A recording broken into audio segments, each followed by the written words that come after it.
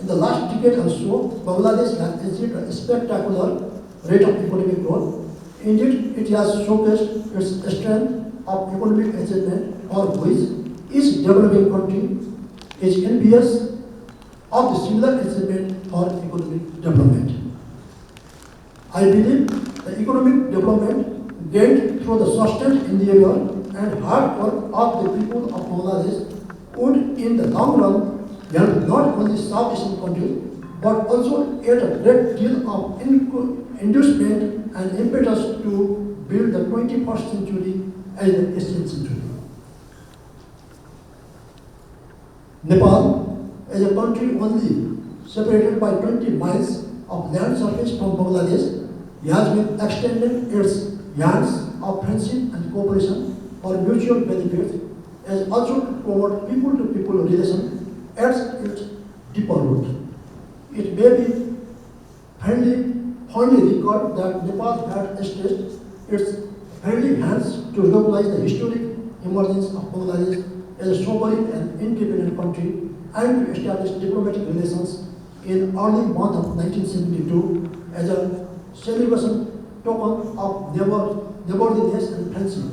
And that is the reason why we are holding this program today at this place to happily mark the auspicious occasion of 15th anniversary of establishment of Nepal-Bangladesh diplomatic relationship, which will, I hope, mark the togetherness and encourage common journey of the two neighbors. Meanwhile, the bond of friendship and mutual understanding for cooperation could be hopefully expected to steadily grow each passing year. And needless to say, Nepal and Bangladesh are known to as the birds of the same feather, as both neighbors are, as a threat, the least developed countries which are earnestly aspiring to achieve the desired status of the developing country by the end of 2026. We understand that Bangladesh has already achieved the required criteria of Human Asset Index (HAI), Environmental Vulnerability Index (EVI), and GNI (Gross National Income) criteria. And it may be noted that Nepal has already achieved the two essential criteria of Human Asset Index and Economic Vulnerability Index, but it has yet to achieve the rate of gross per capita index (GNI) as required. Given the current economic growth rate in post-pandemic times, Nepal is also set to gain the required rate of economic growth in the coming years. That is the reason why we have today proposed to deliberate on the economic diplomacy to conduct in the ensuing years before and after the graduation to the developing status. What prospect of hopes and fear of Nepal will likely to evolve in the process is to be seen and analyzed. Exchange of ideas and sharing of experiences might help tackle and cross over any likely outcomes that might have to be faced up in the near future. In this other gathering, I would like to unveil that Institute of Foreign Affairs of Nepal and Foreign Service Academy of Bangladesh is doing homework to collaborate on research, training, and other endeavors in the future, in near future.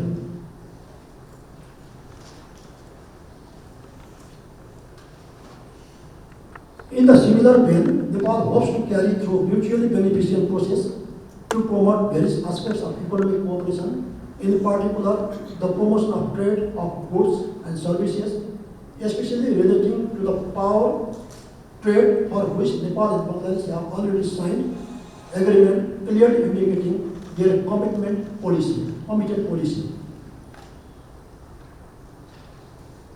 And there is a formidable challenge of the landlocked barrier faced by Nepal, which stands as an obstacle to the trajectory of the desired goal of Nepal.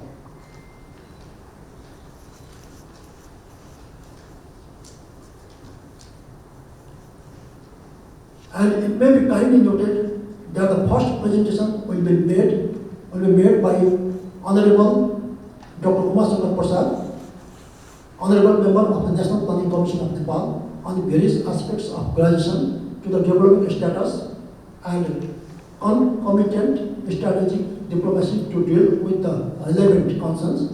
And the second presentation will be regarding the reduction of the landed barrier to promote economic relations, and power trade will be taken up by Mr.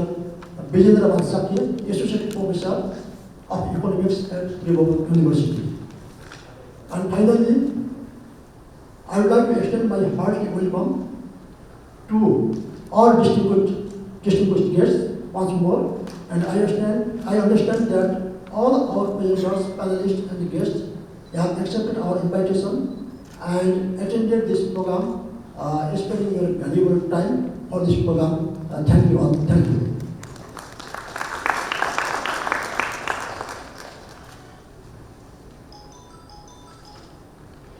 Thank you, sir. Now, I would like to proceed for the one of the chief part of this program, the public offering of latest publications of Institute of Foreign Affairs. My fellow IFA colleague assisting me in this proceeding.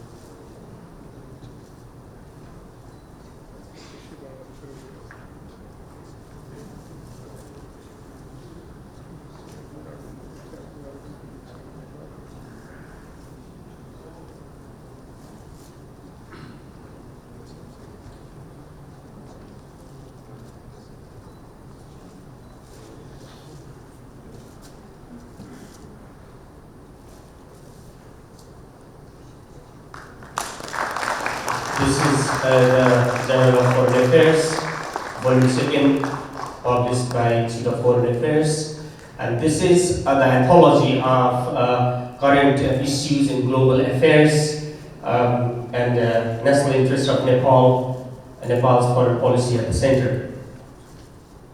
And this is the handbook of international relations and foreign affairs, diplomacy, and there are so many tools that we practice and myriads of varieties we can see in the field of international relations and diplomacy regarding Nepal.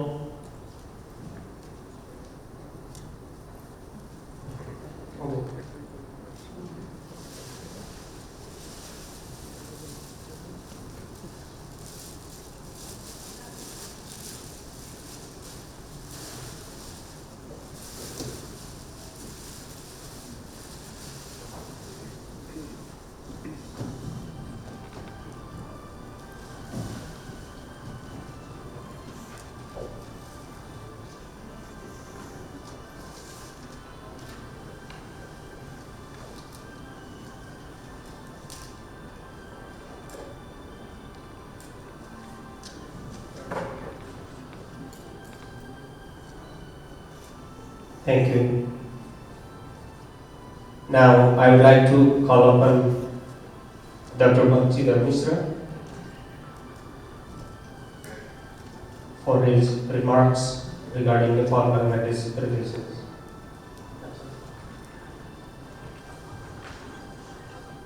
Very good morning, Namaskar, Assalamu alaikum. Mr. Rajesh Seshtiji, Executive Director, Institute of Foreign Affairs, Chief Guest, Mr. Bharatraj Paulji, Honorable Foreign Secretary of the Government of Nepal, His Excellency, Ambassador of the People's Republic of Bangladesh, Mr. Salahuddin Noman Chaudhry, all the distinguished guests present here, dignitaries, very good morning again. I'm very much pleased and feel privileged to be here in this very important and very relevant seminar and witnessing the celebration of 50th anniversary of our diplomatic relations with Bangladesh. I was fortunate to be ambassador just before a few months, for nearly 25 months, and then only I could realize that how close and how friendly we are and how important Bangladesh is for Nepalis. I never felt that I was in another country. Bangladesh, Nepal, we all know that we are so close and cordial countries. It's not only with the former relations that began on 8th April 1972, or it's not just that we were 7th to recognize Bangladesh,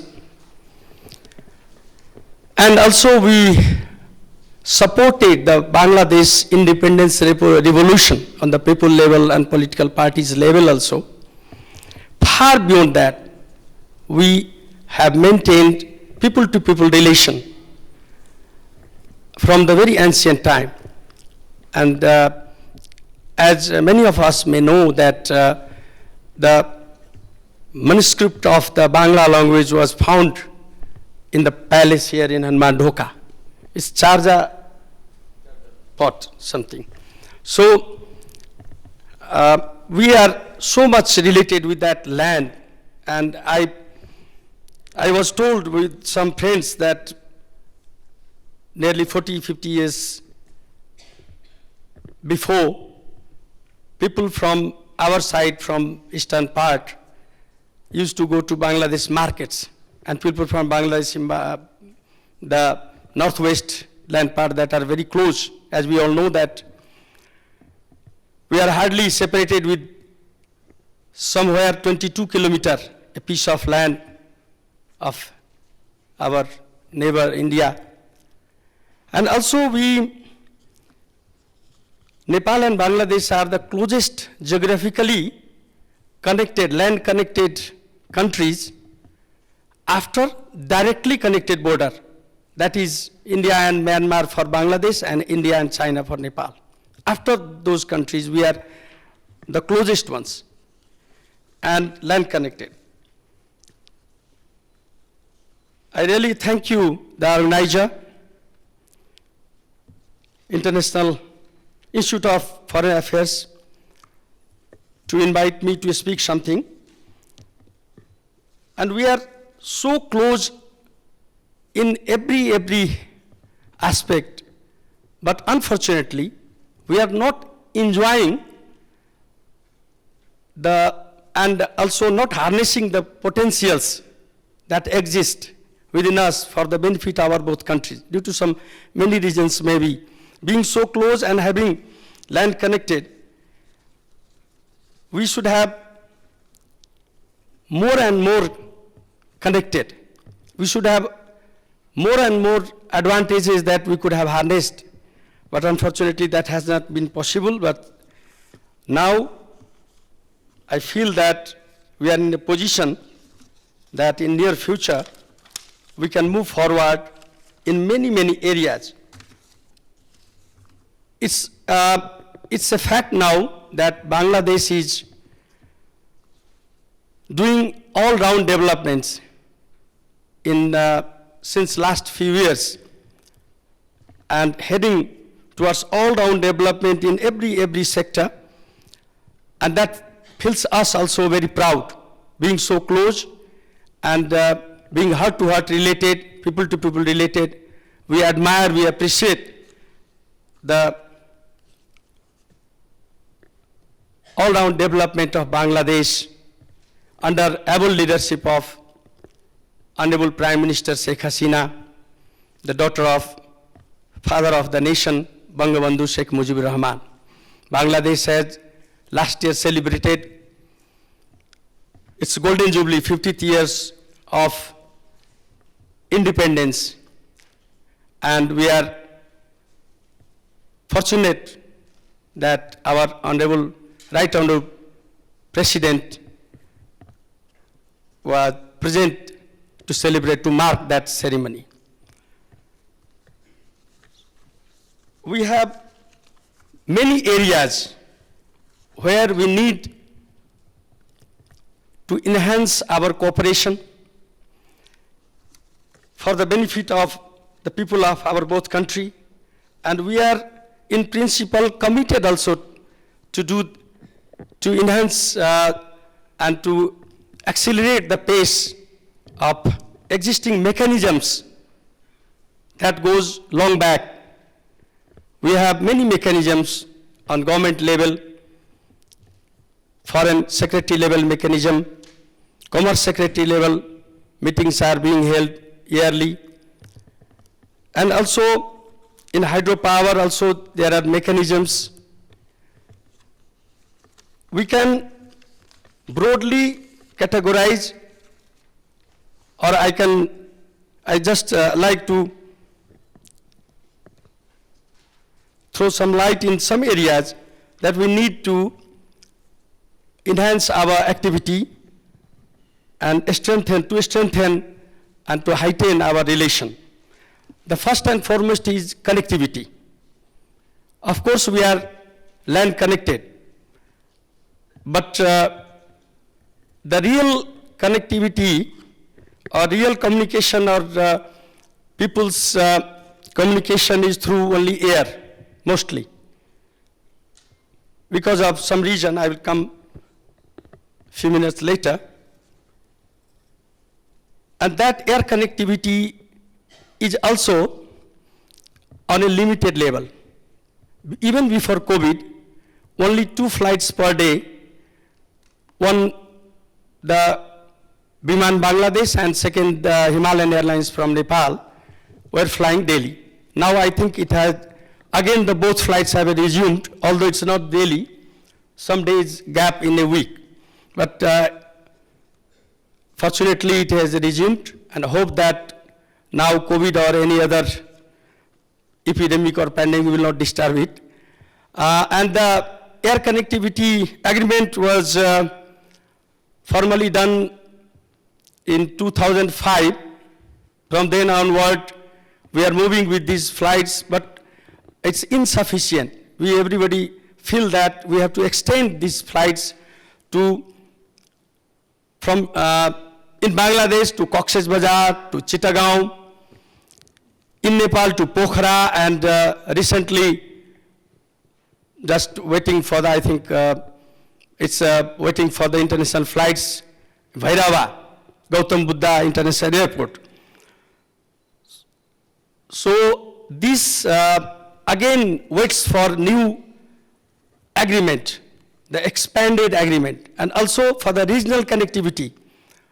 We have been talking and we have been committing in our talks, bilateral talks, that we should expand our regional connectivity also through Biratnagar or Bhadrapur of Nepal to Shaidpur. That will also change the scenario, And the people of northwest of Bangladesh and our eastern part, people will be directly connected. It will be hardly 20 minutes flights. So we're waiting to be, this air connectivity also has area to expand in many ways. And that will enhance our every trade and other tourism, definitely. So air connectivity is one part, then land connectivity, some problems are there, and BBIN agreement will solve that problem. Because the problem, and we are talking since long, that Kathmandu, Dhaka should be connected with bus services, or people own vehicles from Bangladesh or from Nepal should come and go. And fortunately, that one agreement, that BBIN motor vehicle agreement, the first, it was agreed in 2015 in Thimphu, Bangladesh, Bhutan, India, and Nepal. But Bhutan later could not endorse through its parliament. But now, fortunately, Bhutan is also with us as a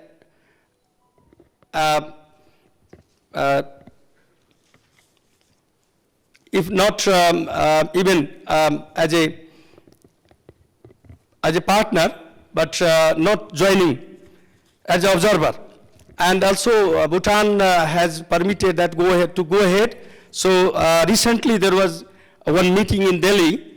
Hopefully that should be the final meeting before the agreement, because for the passenger motor vehicle agreement, as per my information, we are concluding it, and it's mostly everything is agreed.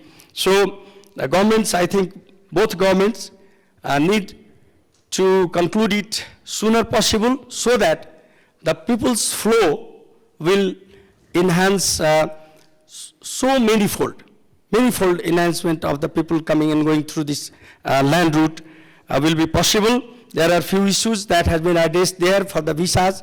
We are providing visa on our land port, but Bangladesh is still preparing to do that on Bangladesh and other ports. In the same way, we are connected with railway also. And I'm fortunate that in my tenure, we were able to export the fertilizer through Indian Rail from the Bangladesh point to Nepal's Birganj and Biratnagar. And I myself visited the Rohanpur Singhabad route also. And formally, the letter of exchange was done in the presence of our both president, on the visit of our right honorable president, Vidya Devi Bhandari, on the occasion of the Golden Jubilee 50-year ceremony of independence of Bangladesh on 22nd March 2021.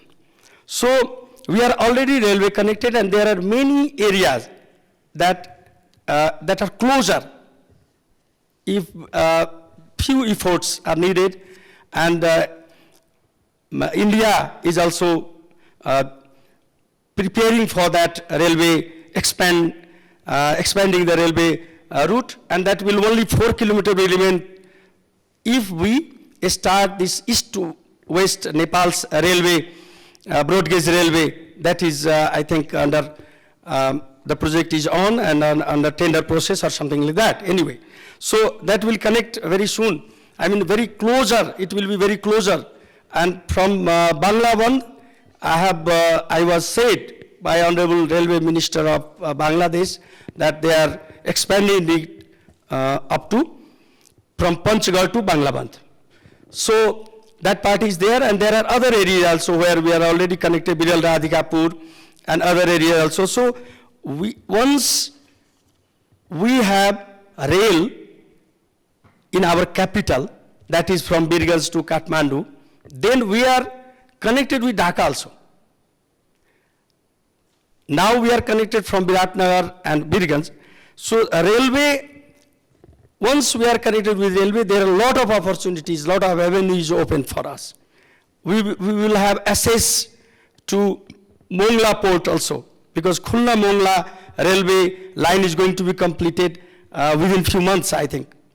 Because there was only the bridge was the problem, and that is being constructed very fast.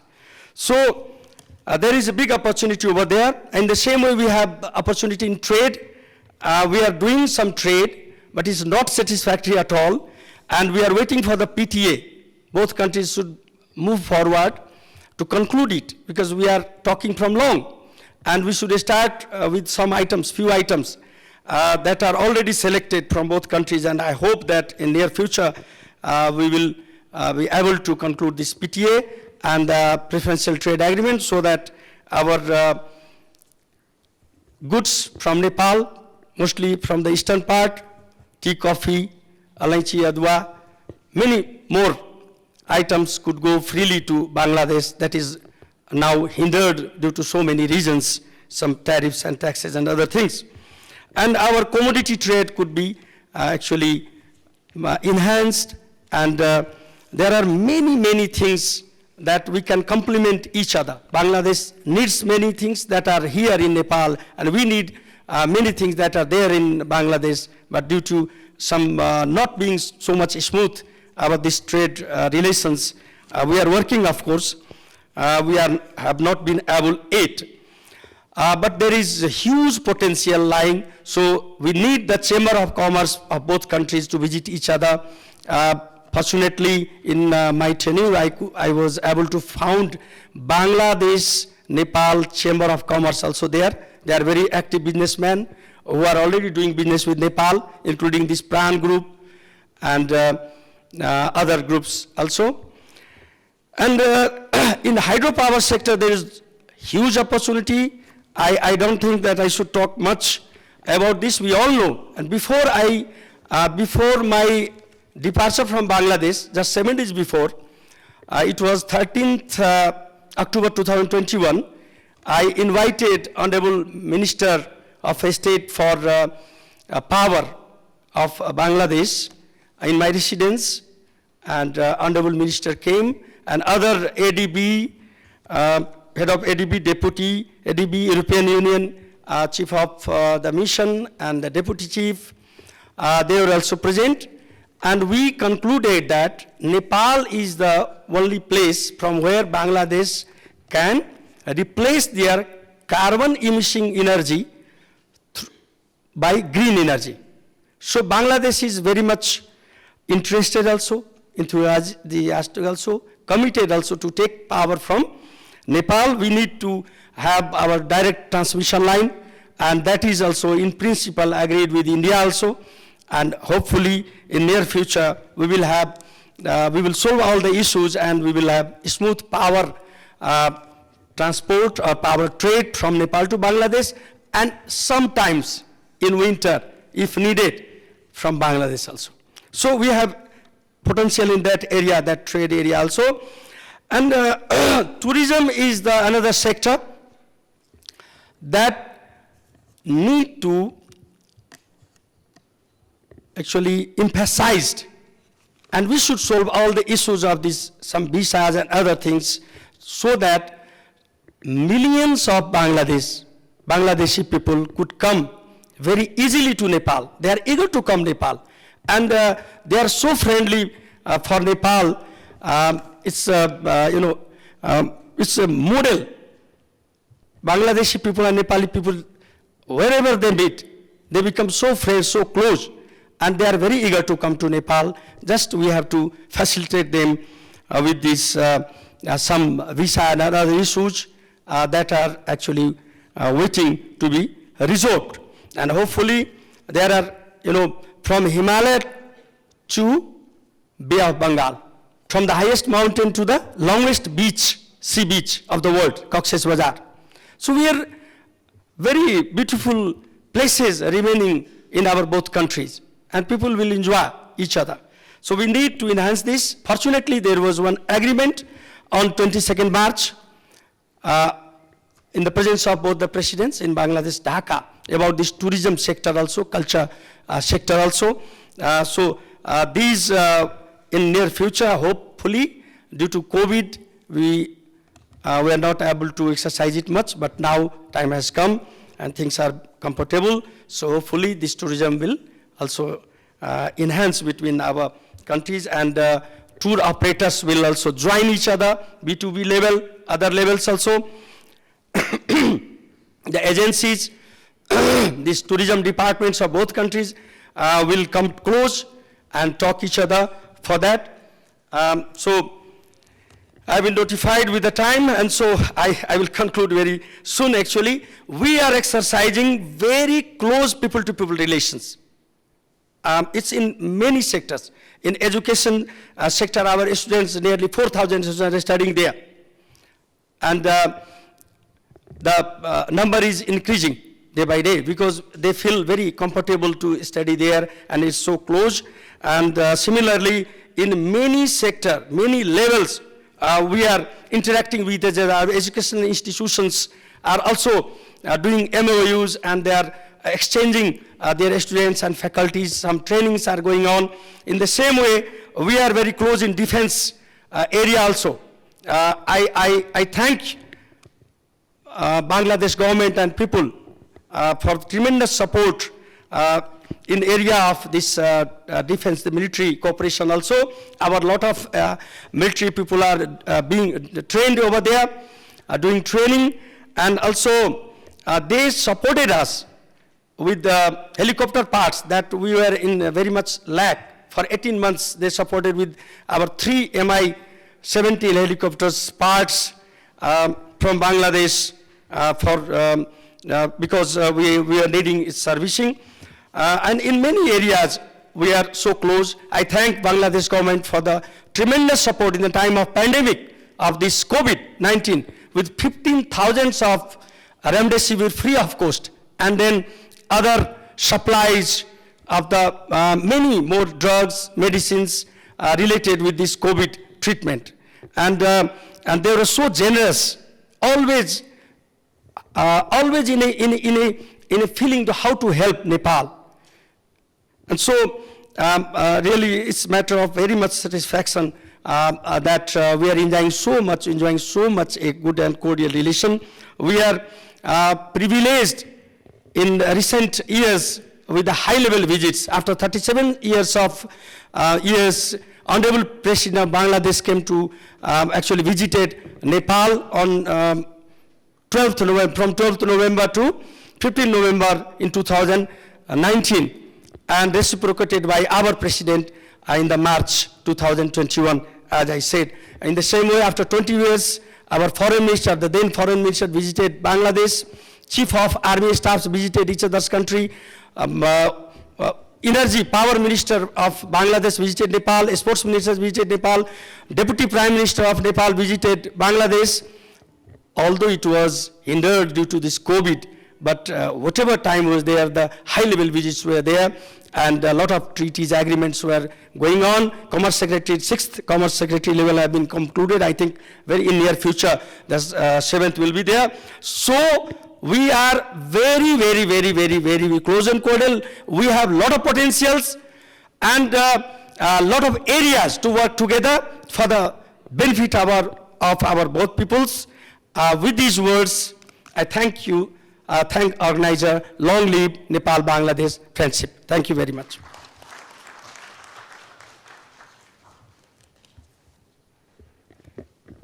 Thank you, sir. Now, I would like to call upon His Excellency, Mr. Salahuddin Noman Chowdhury, Ambassador of Bangladesh, for his remarks.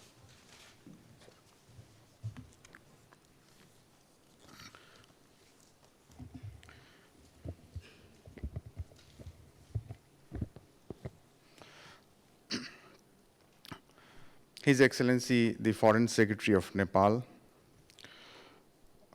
respected Dr. Bangshidhar Mishra, the former ambassador to Bangladesh, Executive Director Mr. Rajesh Shrestha, Excellencies, distinguished guests, ladies and gentlemen. Namaste, salam, and a very good afternoon to all of you. It is my great pleasure to be here in this event.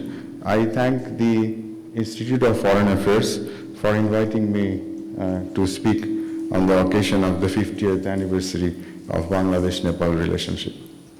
My sincere appreciation goes to the Executive Director for his thoughtfulness and diligence in arranging this event to mark the occasion, which is very important in our bilateral relations. Distinguished guests, Bangladesh and Nepal enjoy the best of relations.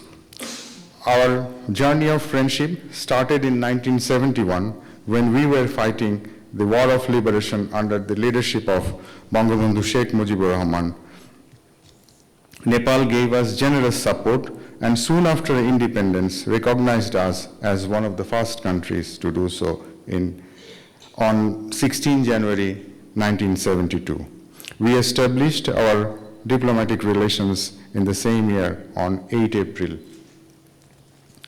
Since then, we began working together, holding each other's hands in our endeavor for sustainable development and establishment of people's rights. Today, after 5 decades, we continue our journey and relish the mutual trust, respect, and appreciation between ourselves. Ladies and gentlemen, one reason of our closeness is our similarity in our state of affairs and our ground realities. We are at the same level of economic and social development, and we face same developmental challenges also. For example, in Bangladesh, we are concerned with sea level rise, while you in Nepal face challenges of glacier melting. Again, as developing countries, our aspirations are also identical. We aspire to eradicate poverty, build a technology-driven, knowledge-based society, and fostering an innovation-led growth by pursuing a sustainable development path. In the last 5 decades, in our journey towards development and democracy, we have made remarkable progress. It is a matter of great satisfaction that we are graduating from the group at the same time. Now, graduation from Ldc group is certainly a matter of pride for all of us, but it comes with a price also. We are aware that graduation would pose a lot of challenges. The 5 countries which have graduated earlier had faced such challenges and had experienced lesser economic growth in the post-graduation period. So, this is a common concern for both Bangladesh and Nepal. We know that upon graduation from Ldc group, certain entitlements and international support measures which we currently are enjoying will no longer be available. Secondly, the market access privileges and the special and differential treatment provisions with respect to trade facilitation will also be discontinued. Thirdly, we will also not be eligible for the concessions and the priority access to development financing and other modes of developmental support. Therefore, it will be a great challenge for both the countries. Moreover, in the post-COVID world, when the world is becoming more nationalistic and less accommodative, doors may close even earlier than 2026. In this scenario, we have to be very careful in facing the challenges. Distinguished guests, in the bilateral context, in order to face these challenges, we have realized, although belatedly, that we must explore the untapped trade and investment potentials in our countries. We are now trying to establish a strong, robust, multimodal connectivity in the region, forge collaboration in energy sector, and at the same time promote trade, tourism, and people-to-people contact. The previous speaker, respected Dr. Bangshidhar Mishra, elaborated everything. I don't need to go into details. We are also currently negotiating the preferential trade agreement between the two countries. The bilateral investment protection treaty is also under consideration of both the governments. And I strongly believe, as Bangshidhar Mishra sir has said, that Bangladesh can benefit by importing yarn, fruits, vegetables, spices from Nepal, and similarly, Nepal can also import jute, leather goods, textile, pharmaceuticals from Bangladesh at much cheaper prices. With a combined population of over 200 million, we have large domestic markets. That can help in absorbing the post-graduation shocks. There is also a tremendous eagerness in Bangladesh to import hydropower from Nepal. You will be happy to know that a delegation is going to Bangladesh very soon to explore the possibilities of having an agreement. We are actively engaged in discussions to facilitate export of hydropower electricity from Nepal to Bangladesh. Distinguished guests, in 2021, the Right Honorable President of Nepal visited Bangladesh to attend the birth centenary of the father of the nation, Bangabandhu Sheikh Mujibur Rahman, and the Golden Jubilee celebrations of Bangladesh's independence. The visit generated tremendous goodwill between the peoples of the two countries. We signed 4 agreements in areas of trade, tourism, connectivity, and cultural cooperation. We are also working on expanding our existing road, rail, and air connectivity. The recently signed BBIN agreement is expected to remove all impediments for seamless road connectivity between Bangladesh and Nepal. We are also in the process of upgrading the existing air services agreement to connect more airports between the two countries, which will facilitate more trade and tourism. In this landmark year of 2022, we are expecting high-level engagements, including Foreign Secretary and Commerce Secretary level talks, in order to strengthening the institutional linkages and streamlining the trade-related issues between the two countries. Distinguished guests, today, after 5 decades of independence, Bangladesh is marching ahead under the dynamic leadership of Prime Minister Sheikh Hasina towards transformation into a middle-income country by realizing the cherished dream of our father of the nation, Bangabandhu Sheikh Mujibur Rahman, to make Bangladesh a country of Sonar Bangla. The government believes that a strong regional cooperation architecture can ensure peace, progress, and prosperity of the region. Ladies and gentlemen, Bangladesh and Nepal share historic bonds of friendship based on linguistic, cultural, and civilizational connections that have cemented over the years. We have similarity of views on global issues and shared vision of prosperity. On issues like international trade, climate change, sustainable development, Ldc graduation strategy, etc., we work very closely with each other. We will continue our engagement to harness the available synergies for further strengthening the bilateral relations in the years ahead. Before I close, I would like to express my profound thanks to the Ministry of Foreign Affairs and Institute of Foreign Affairs for arranging this event. I think that today's event is very important, not only because we are celebrating our relations, but we will also discuss 2 very important issues of Ldc graduation and connectivity. By sharing our experience and thoughts, we will surely benefit in formulating strategies for facing the impending challenges. It is a matter of great satisfaction that 2 brilliant papers are being released today, and I hope that we will have fruitful discussion in the next 2 sessions. Ladies and gentlemen, I close by wishing you all peace and happiness. Long live Bangladesh-Nepal friendship. Thank you all. Jai Bangla.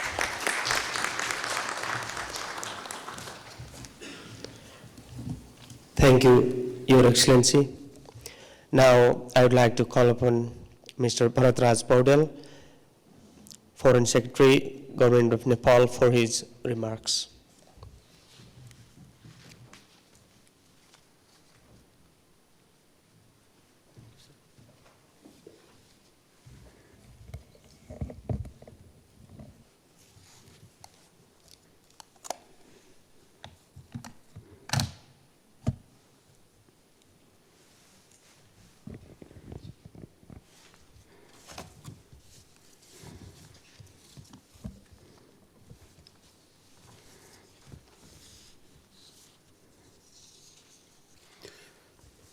Executive Director of the Institute of Foreign Affairs, Dr. Rajesh Shrestha ji, His Excellency the Ambassador of Bangladesh to Nepal, Ambassador Chaudhary, former Ambassador of Nepal to Bangladesh, Ambassador Dr. Misra,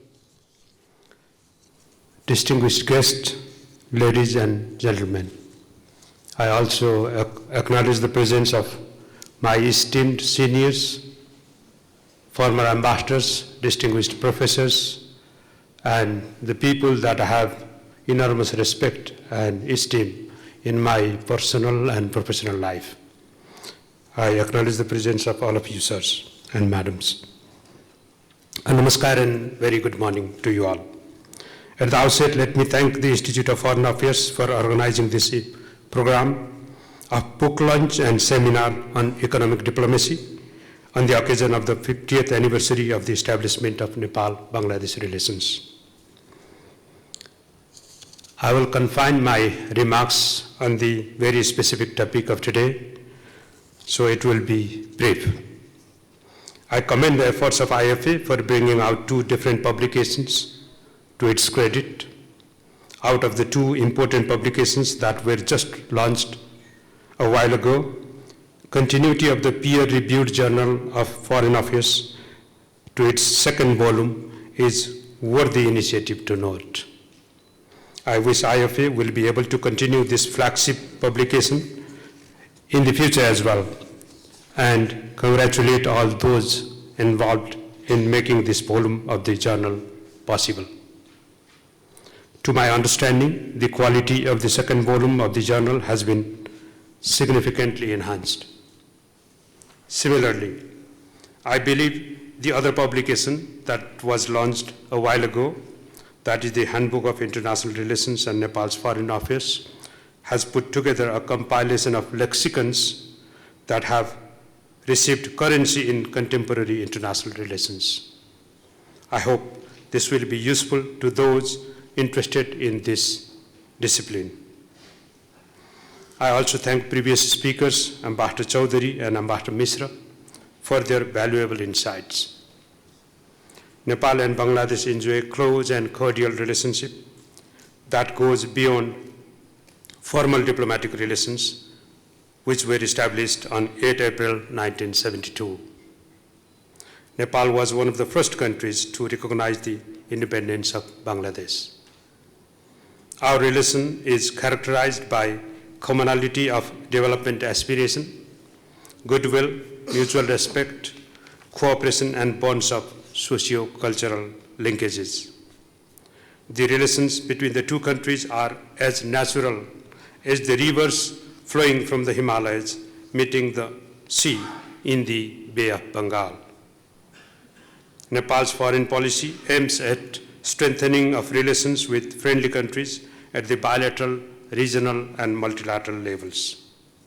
Economic diplomacy has been recognized as a key component in the service of foreign policy, through which we strive for contributing to the achievement of sustainable socio-economic transformation in the country, projecting Nepal's image abroad, and safeguarding the welfare of Nepali citizens.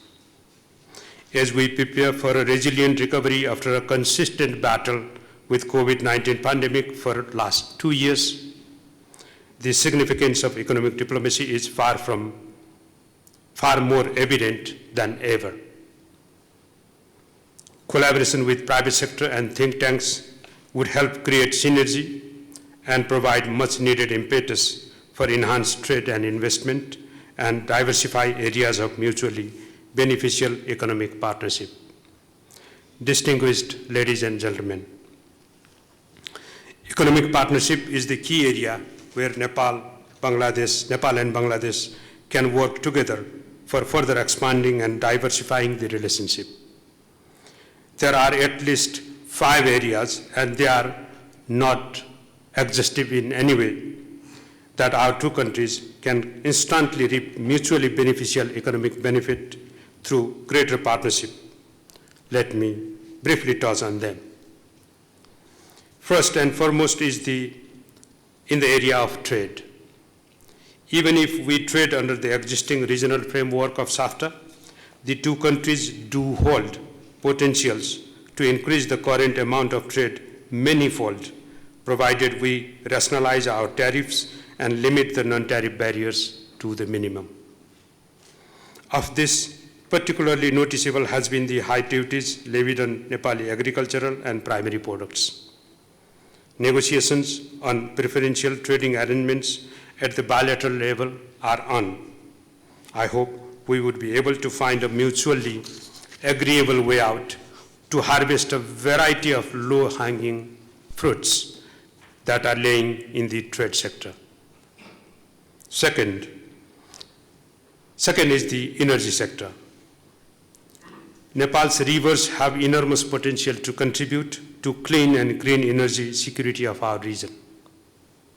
This sector offers a new vistas of sustainable and long-term beneficial collaboration between Nepal and Bangladesh.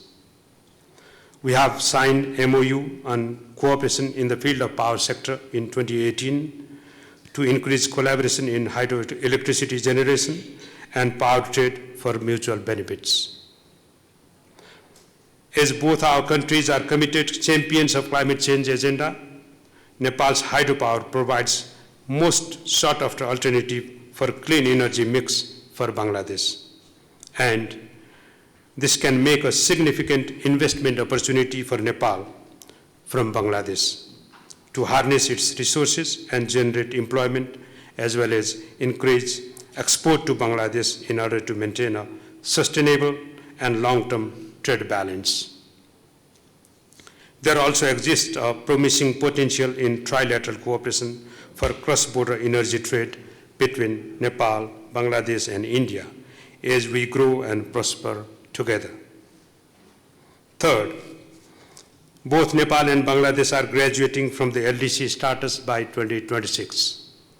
It provides us a unique impetus for further expanding and deepening our cooperation to meet our development priorities. Nepal and Bangladesh will have to address the challenges in implementation of SDGs, ensure a smooth, sustainable, and irreversible graduation process, and expand areas of economic development that provide sustained basis for improving lives and livelihoods of our people. While we will have to pave ways for mitigating the erosion of trade preferences in international markets, at the same time, we must also work towards creating sound basis for more robust and comprehensive economic partnership and fully utilize existing complementarities. Fourth, we are too close a neighbor, separated by a narrow stretch of merely 22 kilometers of distance between us. Improved connectivity of transport infrastructures, that includes roads, railways, air connectivity, transmission lines, optic fiber, improved customs facilities is critically important to create a mutually beneficial condition for a long-term and sustainable economic partnership. Connectivity not only facilitates trade, it also connects peoples, cultures, businesses, and promotes investment and economic opportunities. For Nepal, improved connectivity and trade facilitation measures with Bangladesh holds potentials in reducing cost of trade, providing cost-efficient transit facilities, and opening yet another viable transit route to BIMSTEC countries and beyond. We are grateful to Bangladesh for providing an additional transit route via Rohanpur-Singhabad railway transit that would facilitate Nepal's access to Chittagong and Mongla ports and help boost regional and sub-regional trade. And fifth, travel and tourism sector has vast potentials to strengthen business partnership and share experiences in the promotion of sustainable tourism. Similarly, cultural exchanges between the two countries would help foster mutual understanding and strengthen the bonds at the people's level. Both our countries offer unique touristic products to each other. While alluring Himalayan mountains and soothing climate condition of Nepal might be good touristic attractions to our Bangladeshi friends, Nepali people are naturally keen to see the longest sea beach of Chittagong and mangrove forests of Bangladesh. Tourism between our two countries can be cost and time effective alternative due to our proximity, provided that we develop and keep open all modes of connectivity between us. To conclude, I believe the two substantive sessions of today's seminar dedicated to LDC graduation and transit facilitation between Nepal and Bangladesh will provide opportunity for further discussion and distilling of ideas on those two important areas for Nepal and Bangladesh today. I am delighted to see the presence of luminaries and authorities in their own right on those areas of expertise who will contribute to these deliberations. I wish for a constructive and productive discussions and conclude my remarks by thanking once again the Institute of Foreign Affairs for hosting this timely seminar and inviting me to be part of it. I thank you all.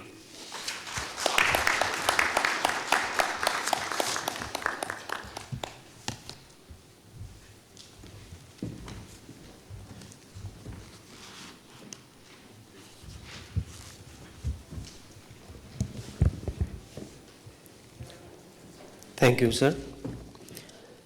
Now, I would like to request my IFA fellow friends to proceed with the token of love IFA wishes to extend to His Excellency Ambassador of Bangladesh to Nepal.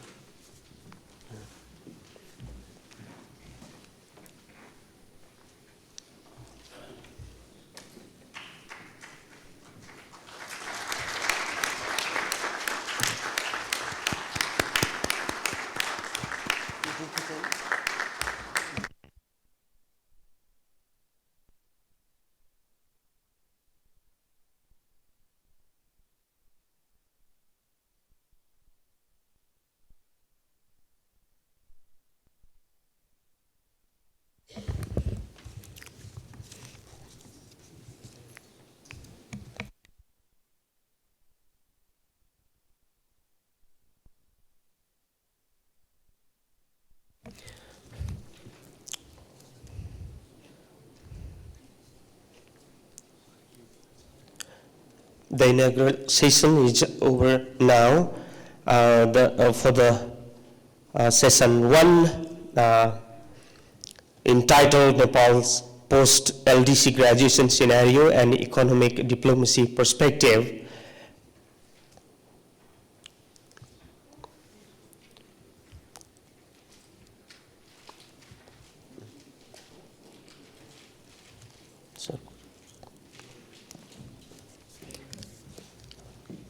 The next session will be held after 10 minutes.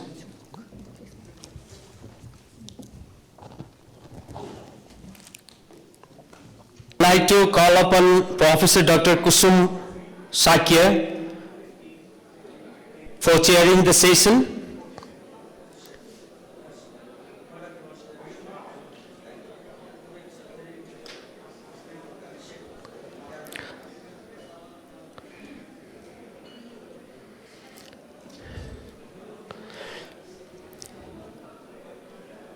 I would like to request Dr. Uma Shankar Prasad to please proceed to the dais.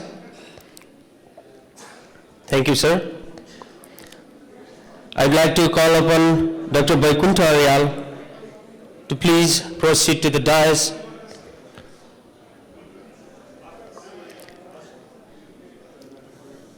I would like to call upon Mr. Ramsar Khanal to proceed to the dais.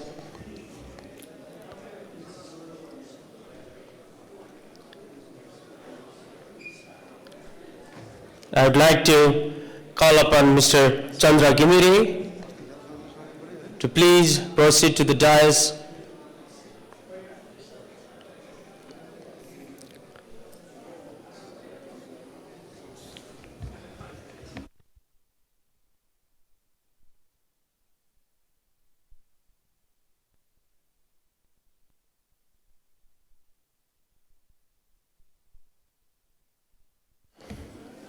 Professor Dr. Kusum Sakya, I would like to call upon you to proceed to the dais for chairing the session.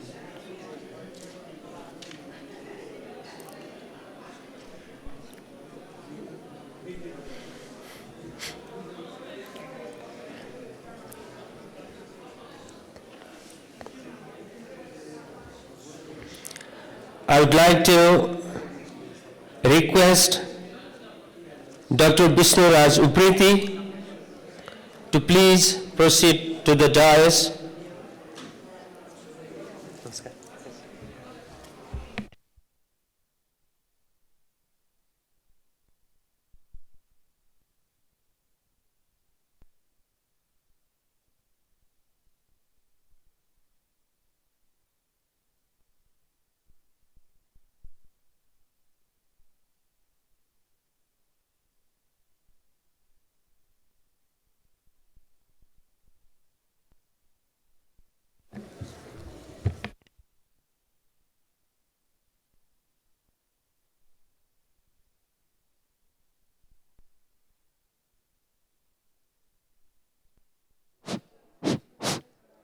Hello.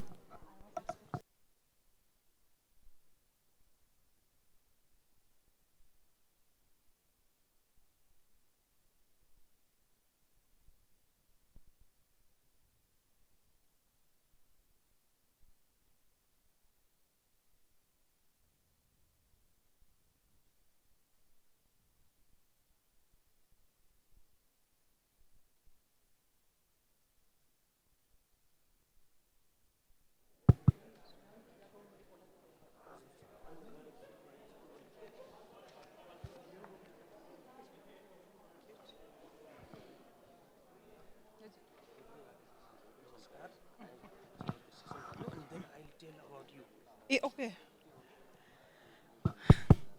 Hello. Namaste. Good afternoon.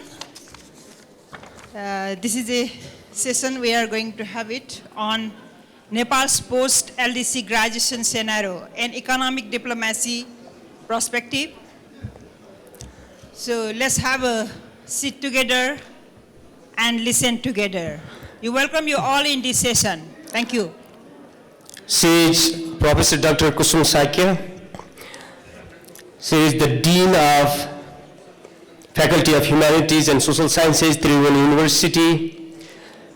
She headed a Central Department of Economics, Trivandrum University for more than 2 years.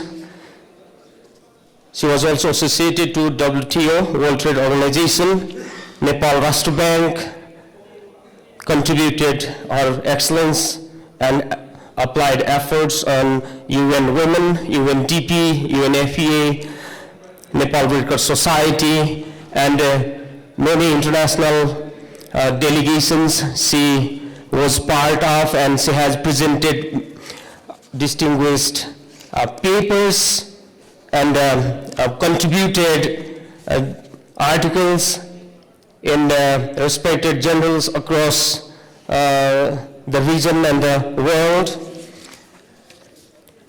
Madam, you may proceed because you are the chairing the session. Thank you.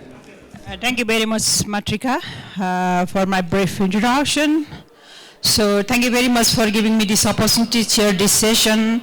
So we'll have a paper on Nepal's post-LDC graduation scenario and economic diplomacy perspective. So we'll have a paper presenter by the Dr. Umar Shankar Prasad, who's here on my right side, and he's an honorable member of National Planning Commission, and he has a PhD and MPhil in economics, and he was also the chairperson of the Health Insurance Board, Government of Nepal, similarly the member of the high-level cross-sector advisory committee, Province 2, and he was also the Associate Professor of Central Department of Economics, Trivandrum University, as well as he delivers lots of services and policy-making advices to the government of Nepal. For example, the Nepal Service Commission, National Planning Commissions, Nepal National Reconstruction Authority, Minister of Finance, so on and so forth. And he used to contribute to lots of research articles in different international journals.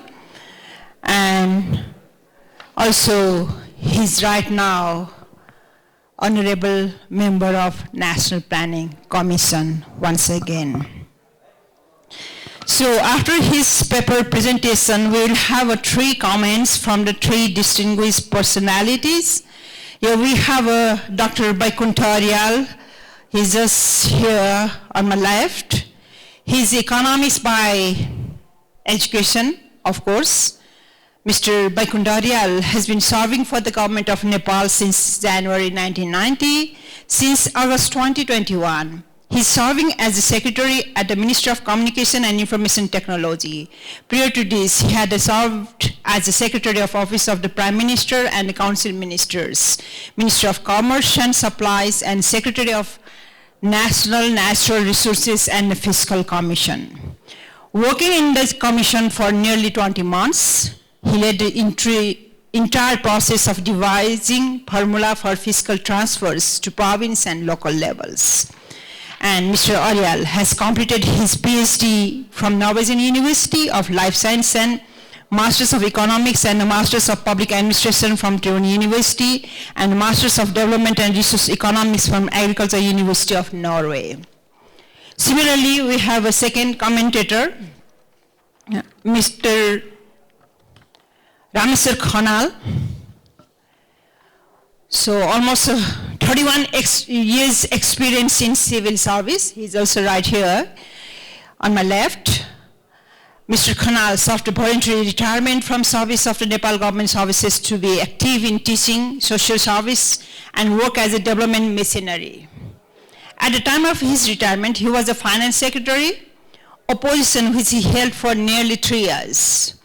He led a team to introduce reforms in the government accounting and reporting, public procurements, tax policy, and administrations. Mr. Khanal served as the chairman of the board in agriculture development and was a board director in Nepal Rashtra Bank, Rashtra Banijya Bank, Nepal Telecom Company, Nepal Airlines, and he was also the council member and executive committee member in the Institute of Chartered Accounts of Nepal for 4 years.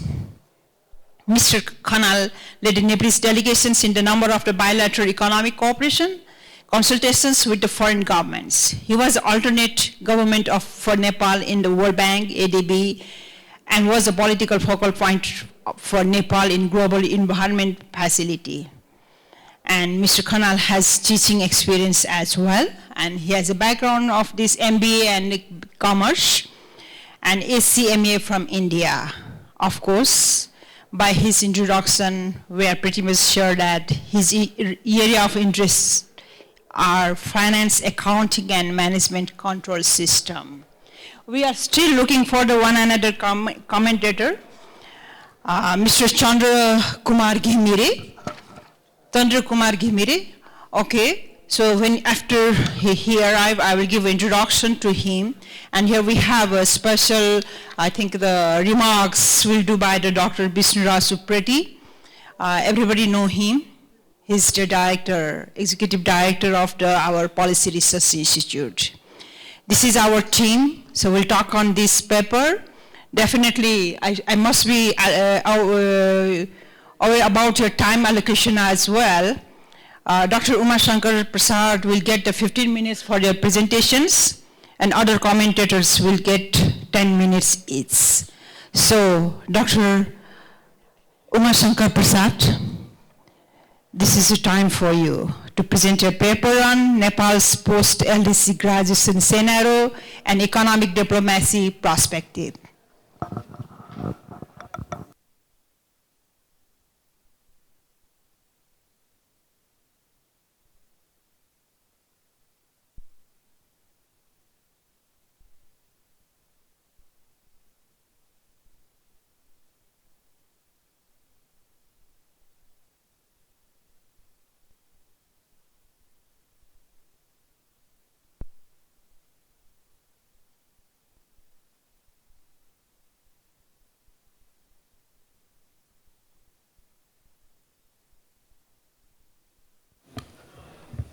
Thank you very much.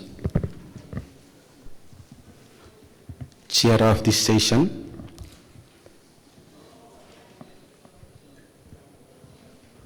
Excellency, Mr. Chaudhary, Ambassador of Bangladesh, commentators, ladies and gentlemen.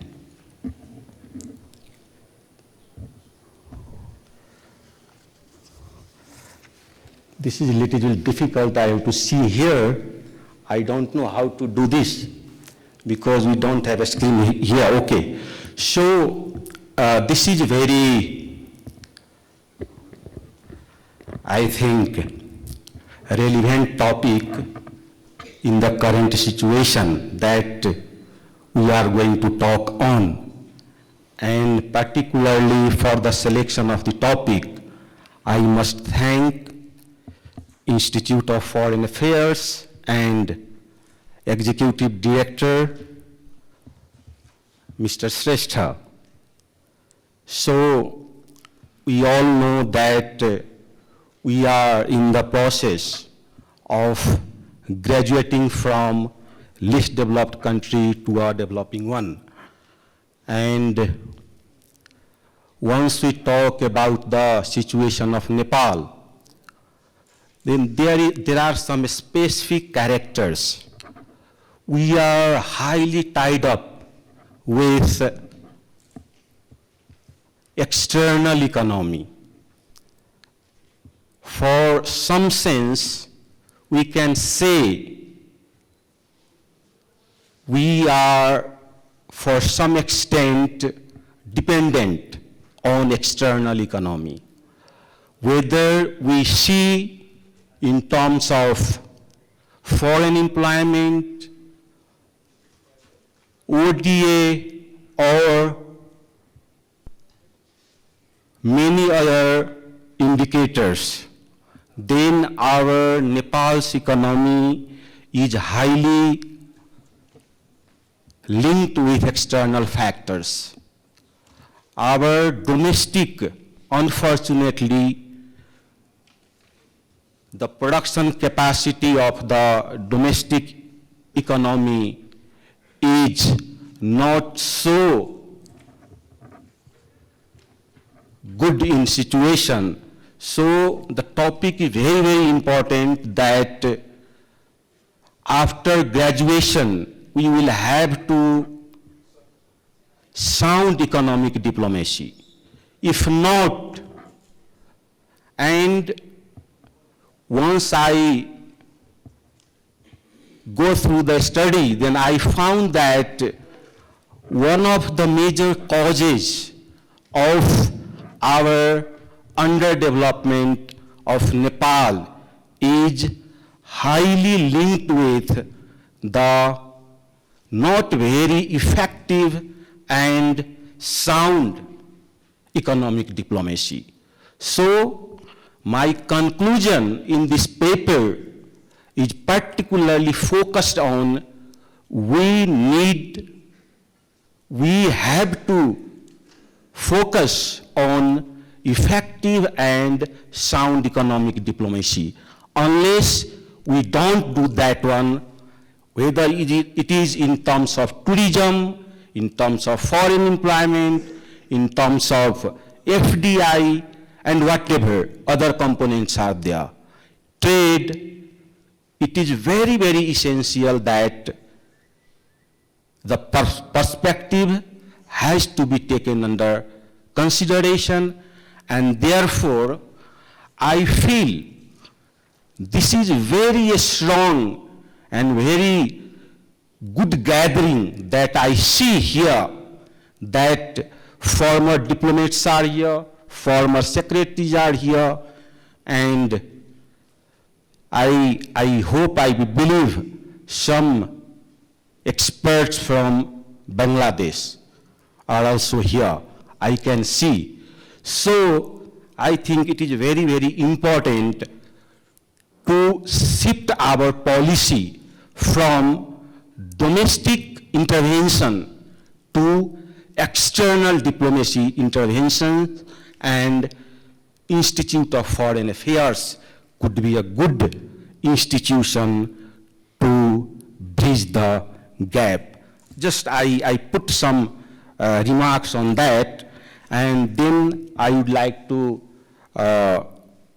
formally start my presentation. I think 15 minutes will be a little bit less. Therefore, I request the organizer and particularly the chair to make some maybe 10 minutes extension for that one, and I think consideration will be there. So please, first slide. So the paper is particularly divided into 5 parts, right? So 5 chapters are there, and based on that 5 chapters, I have prepared 5 sections of the presentation. The first section will be focusing the background and objective of this paper. Then in the second part, I will be talking on the status of graduation criteria. Then third part, potential implications and some country experiences. As we all know that only 5 countries are graduated after the concept was created in 1971, some 5+ decades earlier. And based on country experiences of these 5 countries, we might be able to get some learnings from these graduated countries. And finally, I will be talking on the some recommendations part. So please, next one. So we have currently 46 least developed countries around the globe, and we can see that most of the countries, or 33, are from Africa, and only 9 countries are from Asia. And once we talk from the South Asia, the number is very less. So we have been an LDC since the concept was created in 1971. And we are very much aware about the situation that in order to qualify the situation from underdeveloped to developing one, there are 3 major index, composite index that we have, and around 15 indicators are there. So if we cross the threshold of 2 indexes, then that would qualify for the graduating. The second criteria is if the GNI is double than what is required there for 3 consecutive reviews, then also it could be the meeting point for the graduation. Now, Nepal has already met the threshold in 3 reviews, 15, 18, and 21. And it is in the case of 2 index. One is Human Asset Index, and the second is Economic and Environmental Vulnerability Index. However, we have not crossed the GNI income. However, if you see the situation later on, I will be moving on that. In 2019, it was 1,230 our GNI per capita, and threshold is only $1,222. But in 2020, little bit GNI per capita has been decreased in Nepal due to the COVID pandemic worldwide. So this criteria, even we have not fulfilled the criteria of GNI, we are in the very near, and even in 1 year it was crossed. So once we talk about opportunities and threats, it is very natural that once even in the lessons from 5 graduated countries, we see that in the most of the countries, they are in the condition to increase the foreign direct investment. So this is a very good situation for the developing countries after graduation, that there would be significant increase in the foreign direct investment, which in the context of Nepal, we are very poor situation in terms of foreign direct investment. It is less than 1% of GDP currently. So this is very good hope for the after graduation. One opportunity is there. Second opportunity, sheer pride is there. The third opportunity that we see is so negotiation capacity increases. Once we are in the better income and social indicators, our negotiation capacity will increase. This is very good thing. That once we talk about threats, but it is not, once we see the data, that we find that this is not very relevant in the context of Nepal. We see that WTO and various commitments are there. Grants commitments are there, various concessions are there, various support measures, differential treatments are there under WTO agreements and under various other agreements, as developed nations are providing to the least developed countries. Unfortunately, if we see the context of Nepal, we have not been able to utilize the concessions and differential treatment significantly in the context of Nepal due to various reasons, even if you see in the trade concerns or other aspects. So even for the 5 decades of underdevelopment, we were not able to utilize the various components provided by the developed world in this scenario. So, as I told, so what are the objectives? So single objectives is there. What is the impact on external part of the economy? So external part, once we talk, there are various components there. Trade is there, ODA is there, FDI, employment, foreign employments are there. So all these components are external part of the economy. So linked with the third party. And so one aspect is very critical in Nepal, that after federalization of the country, our country is divided into 7 provinces. But if you see the various indicators, 15 indicators and 3 indexes, composite index, income, HAI and EVI, then spatial differences are very, very critical in Nepal. You can see in the income context,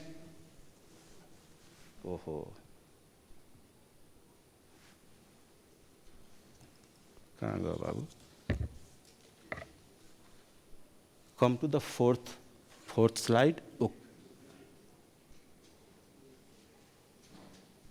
तल गर्नुभयो यो मै गरिसकेँ यो अर्को ल्याउनुस् ल so this is the म गर्दा बढाउँदै हुनु है बाबु so if you see the situation then clearly you can see here spatial differences. In terms of GNI, the threshold is $1,222. This is American dollar. And in the case of Bagmati, it is 1,400. But in case of others, it is very less. So there is high spatial differences.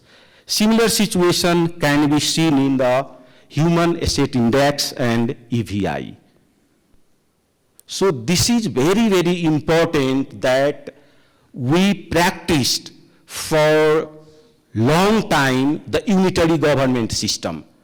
And what was the critical situation that under unitary regime, we could not develop the country in a proper way. So there were various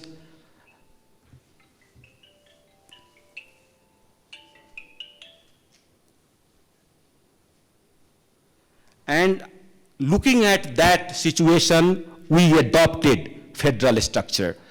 And we all know that we have been practicing the federal structure only for 4 or 5 years. And within 5 years, this is very obvious that we cannot achieve very equitable development within short span of time. And our okay, so I have to run very fast. Okay, thank you. So there are various differences here. And I must tell you that if you see the social and economic indicators, then very critical situation, very significant output can be seen in Nepal from other various countries of the world, whether you see in the context of developed countries, developing and even least developed. What is the difference is our social achievement is not backed by the real sector. So our manufacturing sector is very weak, our GDP growth is very weak, but our health and education, the social indicator is very good, significant improvements are there that you can see here. See, what is the situation about very less progress in the GNI per capita. If you see the manufacturing sector in GDP, then you see that it was around 90s, it was 9%. It became now 4 to 5%, around 5.5%. So our manufacturing sector is very weak. On the same time, if you see the, what is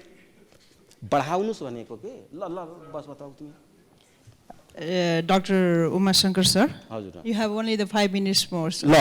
Please So if you see the social indicators, then you find that, under 5 mortality rate very decreasing. Similarly, prevalence of stunting, it is very significantly decreasing is there. Then mortality ratio has also come down.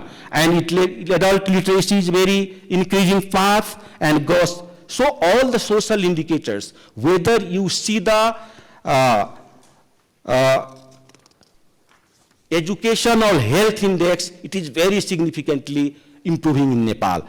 On the same time, we don't have very good progress on the real sector, GDP growth rate and GNI per capita income. So Nepal's economic diplomacy aspects, once we see, then we have around 30 embassies outside of the country, then 3 permanent missions and other things are there, and 173 countries we have bilateral relationship. So in terms of export,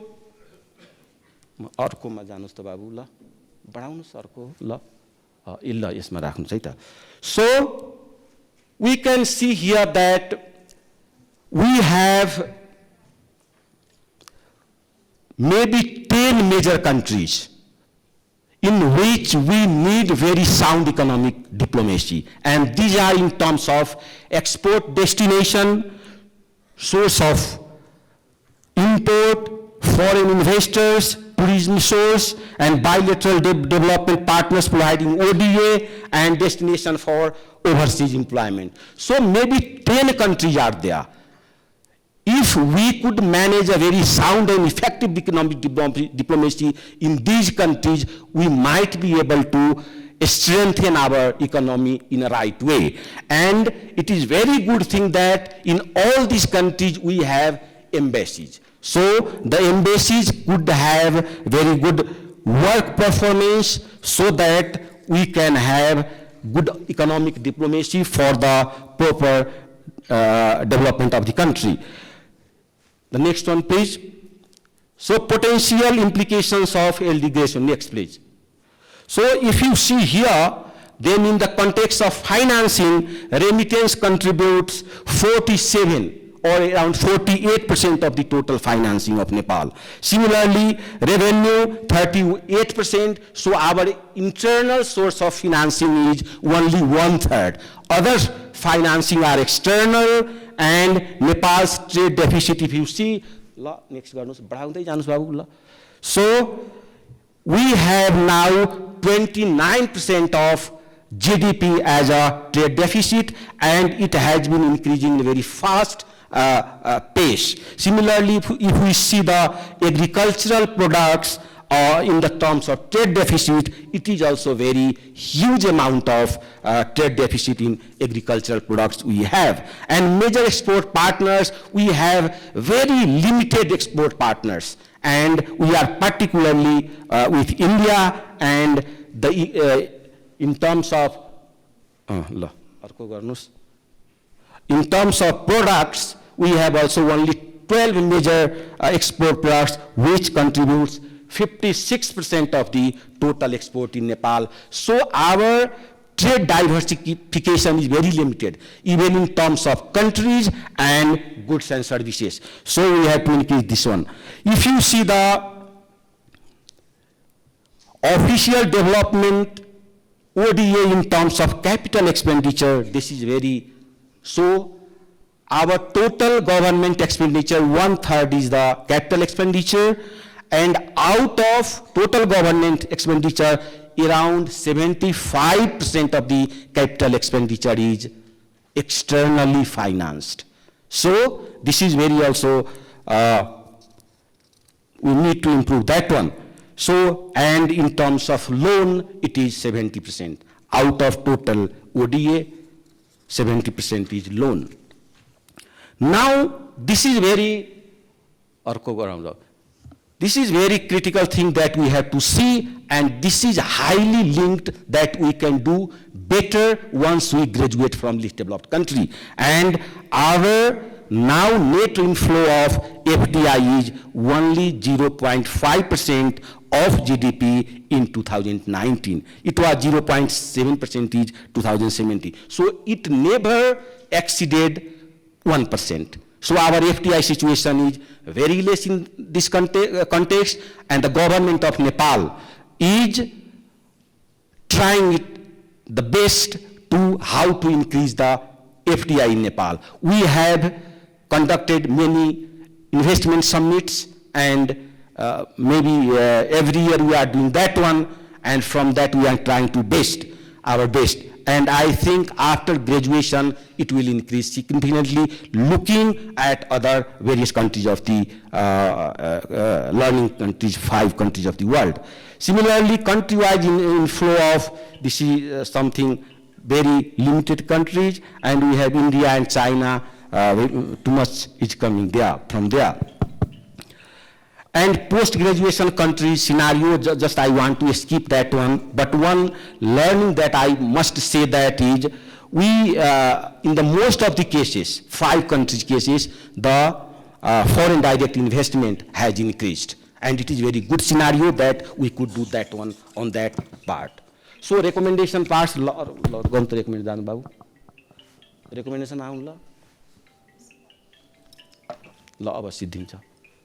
So recommendations. We have to make legal reform is also needed, institutional reforms are needed, human resource reform are needed, financial reform, resource utilization, and programmatic reform. So I have divided in 6 major items, and that are legal reform. So recently we have done some agreements with our destination countries for foreign employment. Maybe 1-2 countries we have conducted. So I think this is very important for Nepal because our GDP, around 1/3 GDP is coming from remittance. And in this scenario, very informal type of agreements are needed with these countries, how to make our foreign employment safe and how we can send our skilled persons. Most of the persons from Nepal, now the situation is unskilled labor is there and their contribution is very less. So how we can do it is needed legal reform. And I think Institute of Foreign Affairs, maybe Ministry of Foreign Affairs could be a good venue for that one. And we need to do that one. And the institutional reform is, I am very much surprised once I see the, the institutional structure of Ministry of Foreign Affairs, that in no embassy they don't have an economic diplomacy department. We are highly linked with the other economies, but we don't have economic diplomacy department there. So even though not specialized manpowers are there, so how they are doing that one? Because they are just making some formalities and economic diplomacy is not sound once there is no department there. This is very obvious. So what I say is there is the need of MOFA. We need to at all the embassies, we need to establish the economic diplomacy department. And I think for Institute of Foreign Affairs, this is very critical thing that we need to establish maybe one cell or department, whatever is there, IFA should also have there, and regular interaction, regular things are there. And human resource reform. So some specialized type of human resources that Ministry of Foreign Affairs and different embassies we don't have. So I have given the recommendation to make something like UN survey and what type of resources are needed. At least 1, 2, 3 people in each embassy that and they can do focus on the economic diplomacy part. So that could be very good. And the financial reform, I am very surprising that, I don't know what is happening there. Institute of Foreign Affairs, very little amount is provided. I don't know whether the Ministry of Foreign Affairs is demanding for allocation of budget to the Institute of Foreign Affairs. I request here if anybody are from here from Ministry of Foreign Affairs, please demand the budget, increase the demand. Ministry of Finance will look after that, but you need to increase the demand from there. And for Institute of Foreign Affairs, I also request him to do that. So the fifth part is resource utilization.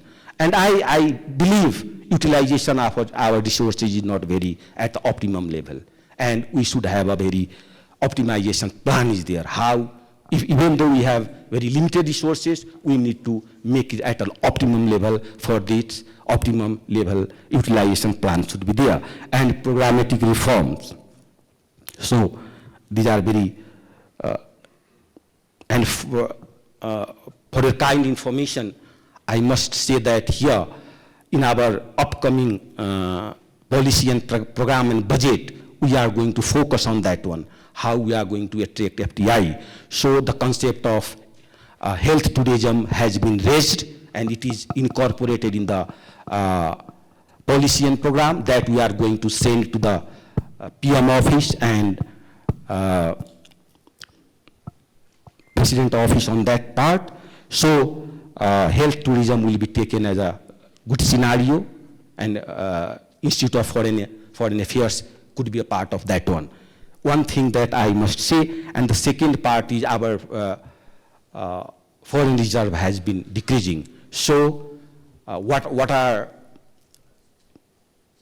significant amount of money is going outside of country in terms of health treatment, health education, and education general. So we are going to restrict from this budget. I'm not very clear on that part, but we are making the proposal for restriction. Those who are needed to go for foreign treatment, only they will be sent there. And there will be a screening department here in Nepal, in one hospital, big hospital of Nepal. And once the person is recommended from that section that this person is needed to go for treatment for the outside of the country, then only the foreign currency will be provided to him. And thank you very much. Sorry. And with this, I would like to stop my knocking you. Thank you so much. Thank you so much. Let's have a big hand to the Dr. Umesh Shankar Prasad. Yes, we are very much aware that we are having on the occasion of this 50th anniversary of establishment of Nepal-Bangladesh diplomatic relation. Yes, we likely to request upon His Excellency Mr. Salahuddin Noman Chaudhary, Ambassador of Bangladesh, to remark on his paper, sir. Please, sir.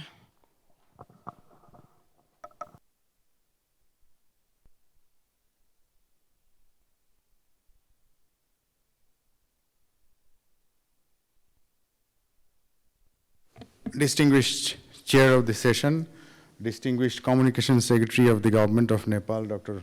Boykunt Ariel, distinguished guests on the podium, ladies and gentlemen, namaste, salam, and good afternoon. At the outset, I would like to thank you for giving me this opportunity to share my thoughts on Ldc graduation, because Bangladesh is also graduating. So I thought that we should share our experiences, because it is very critical that we should have policy coherence in our approaches when we take it to the international platforms for in the post-graduation period.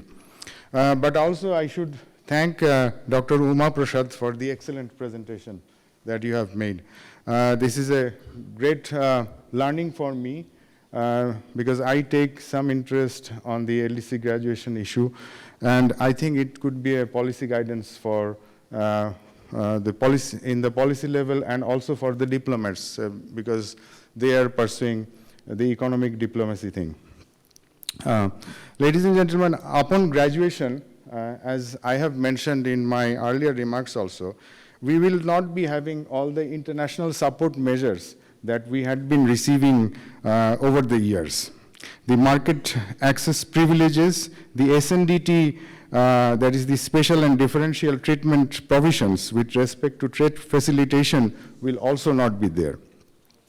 Thirdly, we will also not be eligible for the concessions of priority access to development financing. That is also very important, because we receive concessional loans from international organizations. That will not be there also. So it will be a great challenge for us. Moreover, in the post-COVID world order, when the developed countries themselves are facing economic crisis, we may have to see that the doors will close before us before 2026, which is the landmark period. And in that scenario, we have to be extra careful in facing the challenges. Now let me come to the ground realities of Bangladesh. Currently, we are the largest beneficiary of European Union's Everything But Arms scheme offered to the LDCs. The current utilization rate is 95% in the textile and garment sector. And projections under various scenarios indicate that withdrawal of EBA may cause 5 to 10% of loss of export for Bangladesh. That is very worrying for us. Secondly, Bangladesh is the highest user of trade-related international support measures like duty-free, quota-free access, preferential rules of origin requirements, exemptions, export subsidies, etc. Our current utilization rate of this particular facility is 71%, which is far above the second highest utilization of 25%. And also, Bangladesh's success in the pharmaceutical industry recently is largely due to the effective utilization of TRIPS flexibilities. In addition to these erosions of preferences, we are also faced with the post-COVID challenge of muted growth across the globe.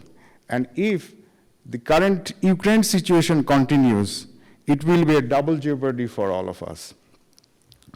Our export-oriented industries will be severely affected. So to face these formidable challenges, we have taken up some measures internationally and domestically. In the international front, we are working closely with European Union on human rights and labor rights issues to continue enjoying the preferential market access under GSP or GSP Plus schemes beyond 2029. We have been allowed until 2029, but we need beyond that period. We are also engaged with several countries to conclude FTAs and PTAs.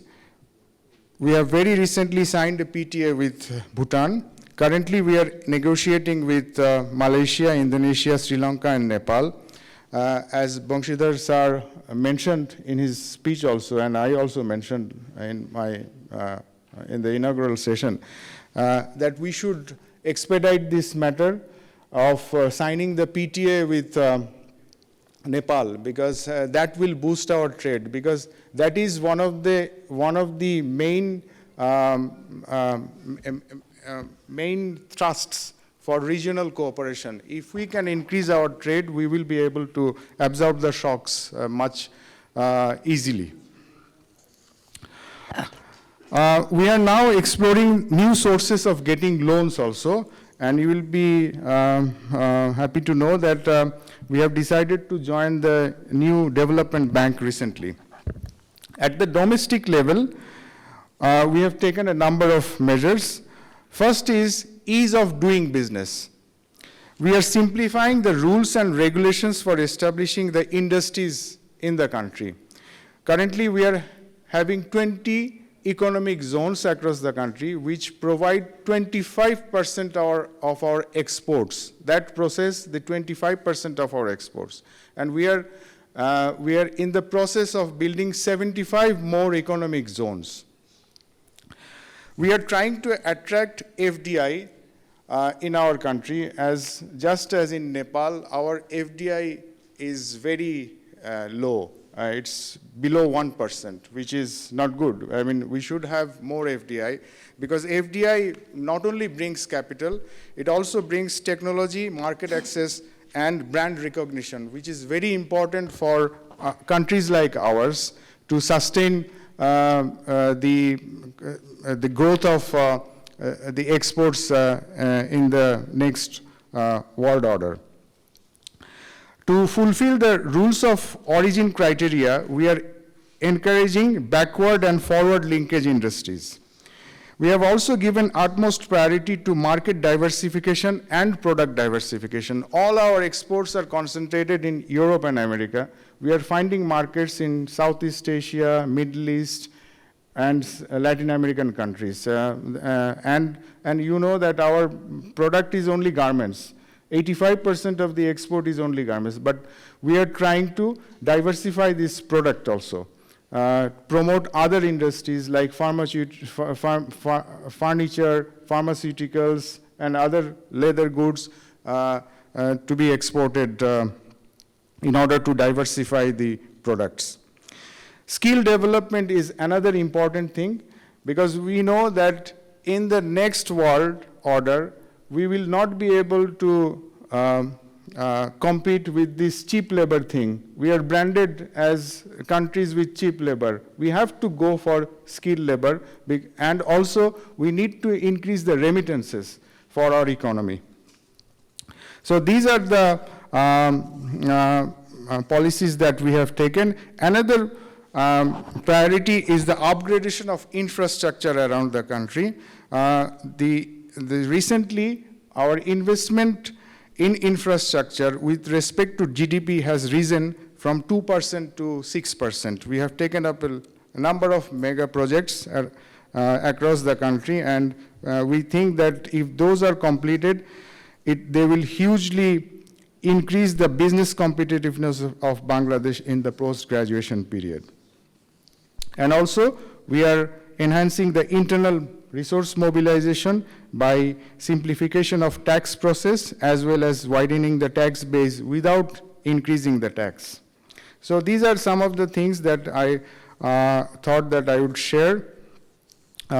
Ladies and gentlemen, LDC graduation is not a very easy thing. Only 5 countries have so far graduated from LDC criteria successfully. If we analyze their experience, we will see that sustainability is the main consideration. Otherwise, there is a risk of reversal, which will be most dangerous for all of us. If, in our case, the preference erosion is supposed to start in 2026, but we may face those challenges much earlier, as the post-COVID world scenario,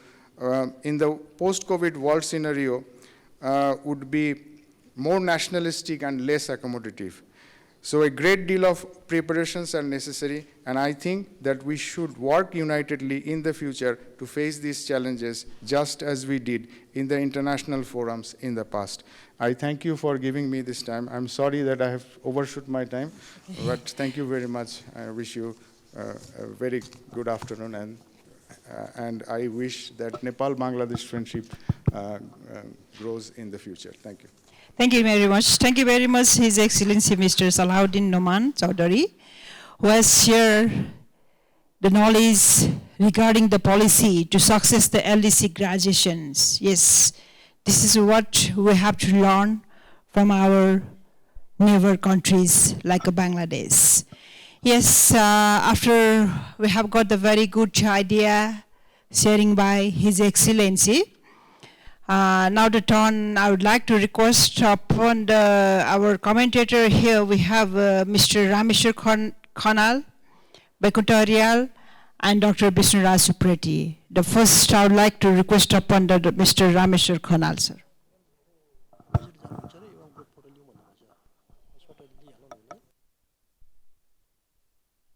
Sir, just a second, sir. We'll have a group photo once before His Excellency move from. That will be nice for us to have a good memory, sir. Yes, have together, sir. Thank you, sir.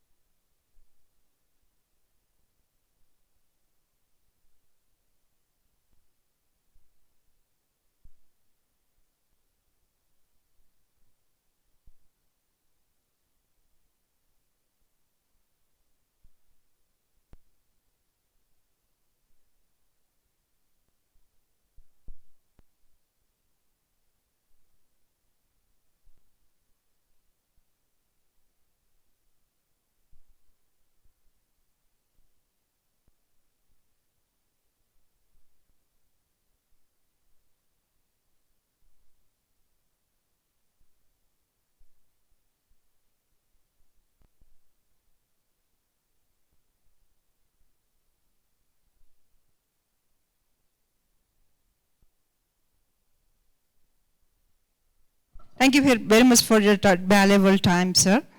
So now I would like to request upon Mr. Ramsar, sir, Ramsar Khanal, for the comments on Dr. Uma Sankar's papers, sir. Okay. So you will have a 10 minutes, sir. Thank you. Thank you, Chair.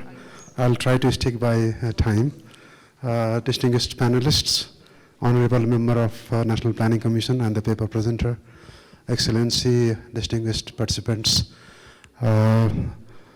It's a privilege to be here. I thank Institute of Foreign Affairs for organizing this seminar on the role of economic diplomacy post-LDC graduation. I would try to be very specific. I reviewed the paper prepared by Dr. Prasad. He has extensively examined the implications of LDC graduation. The conclusion he derives, I fully agree. The trade preference advantage that we got by being LDC was not huge. It can't even be compared with any other country, let alone Bangladesh. Bangladesh was the huge recipient of LDC trade preference, particularly EVA in European market. Our share of trade in European market is much less, and wherever we are selling, that is because of the bilateral agreements mostly India and China, bilateral agreements, and US also, bilateral agreement. Similarly, the benefit that Nepal is getting in terms of the foreign aid and concessional loan, the amounts are sizable, but they are not by virtue of being LDC. The support that we get from India and China are because of the neighborly friendly countries, and the support we are getting from World Bank, ADB, and other multilateral agencies are basically not because of LDC. They have their own criteria. So the aid component also is much lower. But one implication which he has not probably identified is that currently the concessional loan component in our total aid portfolio, the concession part is nearly 52%. Normally, the definition of concessional loan is if there is 35% grant element, it is considered to be concessional loan. That component of concession probably may come down because in case of bilateral loan that we get from Korea and Japan, the rate of interest is very low. The highest interest we pay is the loan we borrow from China, 2%. Otherwise, from other bilateral donors as well, the rate of interest is very low. So that concession might slightly erode, although that will not happen with the World Bank and ADB, but the loan that we are getting from the bilateral. And the needs are there. We have huge infrastructure development needs. So to that extent, there might be some effect on the foreign aid, foreign assistance. The advantage we were supposed to get because of TRIPS, we were never able to use, and because of that, the losses also are not much there. So in terms of the recommendations that Dr. Prasad is making, I do not have objections on the programmatic intervention that he is proposing, the institutional reforms, but I would like to add a couple of issues. In the institutional part, the agency for promoting economic diplomacy has been overlooked in the past. We have been recklessly appointing honorary consular generals without any objective and purpose, what delivery they are supposed to give to us. At the same time, we are also, without any guided policy, accepting the foreign consul generals. Some of them take that position for a diplomatic privilege of riding a very good car with a blue plate. So we need to re-examine the role of honorary consular generals, both abroad and here, and try and see that we are able to achieve the diplomatic goals, economic diplomacy goals. They are basically for economic diplomacy because by name they are consul general. They are not just supposed to be giving visas. So that aspect needs to be looked into. I think the Ministry of Foreign Affairs will examine the role of consul generals in future. Secondly, at least in the case of the foreign aid mobilization, there is institutional setup and there is policy guidance. Ministry of Finance is the lead. So in aid mobilization, we have really been effective. And the last example we had was during the earthquake. The government was able to mobilize required aid within a very short period of time because the institutions worked. That's not the same case with the investments and trade promotion. The collaboration, coordination, and the institutional twinning between and among different ministries, particularly Ministry of Commerce, Supplies and Trade, Industries, and Ministry of Foreign Affairs, Ministry of Labor and Ministry of Foreign Affairs. Other different sectoral ministries like Ministry of Agriculture also has huge export footprint. They are the ones who produce the primary material. Where is the collaboration with the Ministry of Foreign Affairs? Does Ministry of Foreign Affairs ever communicate to Ministry of Agriculture that in a particular country like Qatar or Saudi Arabia, there's a demand for such kind of final product? There is no communication. The Foreign Affairs does not know whether the Saudi Arabia wants vegetable or fruits, that Nepal has the comparative advantage. So that part of the institutional reform is the major reform, which Dr. Prasad has been very conservative in highlighting that. I would like to highlight that. What we need to focus, I fully agree with Dr. Prasad that we need to focus on the investment. If we want to, I would not speak on the entire LDC transition strategy because that is in the making. National Planning Commission is working on the LDC graduation and transition strategy. Just on the economic diplomacy part, the instruments that we should have, conventionally the instruments are the bilateral agreements on investments, on double tax avoidance, on overall economic cooperation. We do not have any agreement with any country, bilateral or regional, on economic cooperation. On investment promotion and protection, we have limited agreements. Throughout past, we have been very conservative in signing those agreements, thinking that we suffer by signing those agreements. And I witnessed one terrible moment when signing that agreement with India, where even the ruling party itself had different opinions. And the Prime Minister had to claim before public that I took a very bold step. In fact, I gambled by signing the agreement. So the perception towards double tax avoidance agreement or bilateral investment promotion and protection agreement or BITs, whatever we call them, and on the agreement on economic cooperation, without them, the economic diplomacy does not run. They are the instruments. Institutions itself don't work. They also have to have the instruments. Economic diplomacy functions well only when the foreign investors, foreign partners think that Nepal has the right framework for investment, doing trade. There is a confidence on those things. So that's where I think we will have to pay attention to it. MOFA should take the lead in collaboration with the respective ministries in pushing the bilateral investment agreements and bilateral double tax avoidance agreements and bilateral economic cooperation if possible. Although we are very conservative on the economic cooperation, we think that we always lose. We go always with losing mentality. We should go with the winning mentality, and that attitude also has to change. The next is, unless we focus on two core things, the value chain connection, the plugging into the value chain of South Asian market, we cannot think of going to global market immediately. For that reason, just now, I think Excellency also highlighted the importance of the regional connectivity.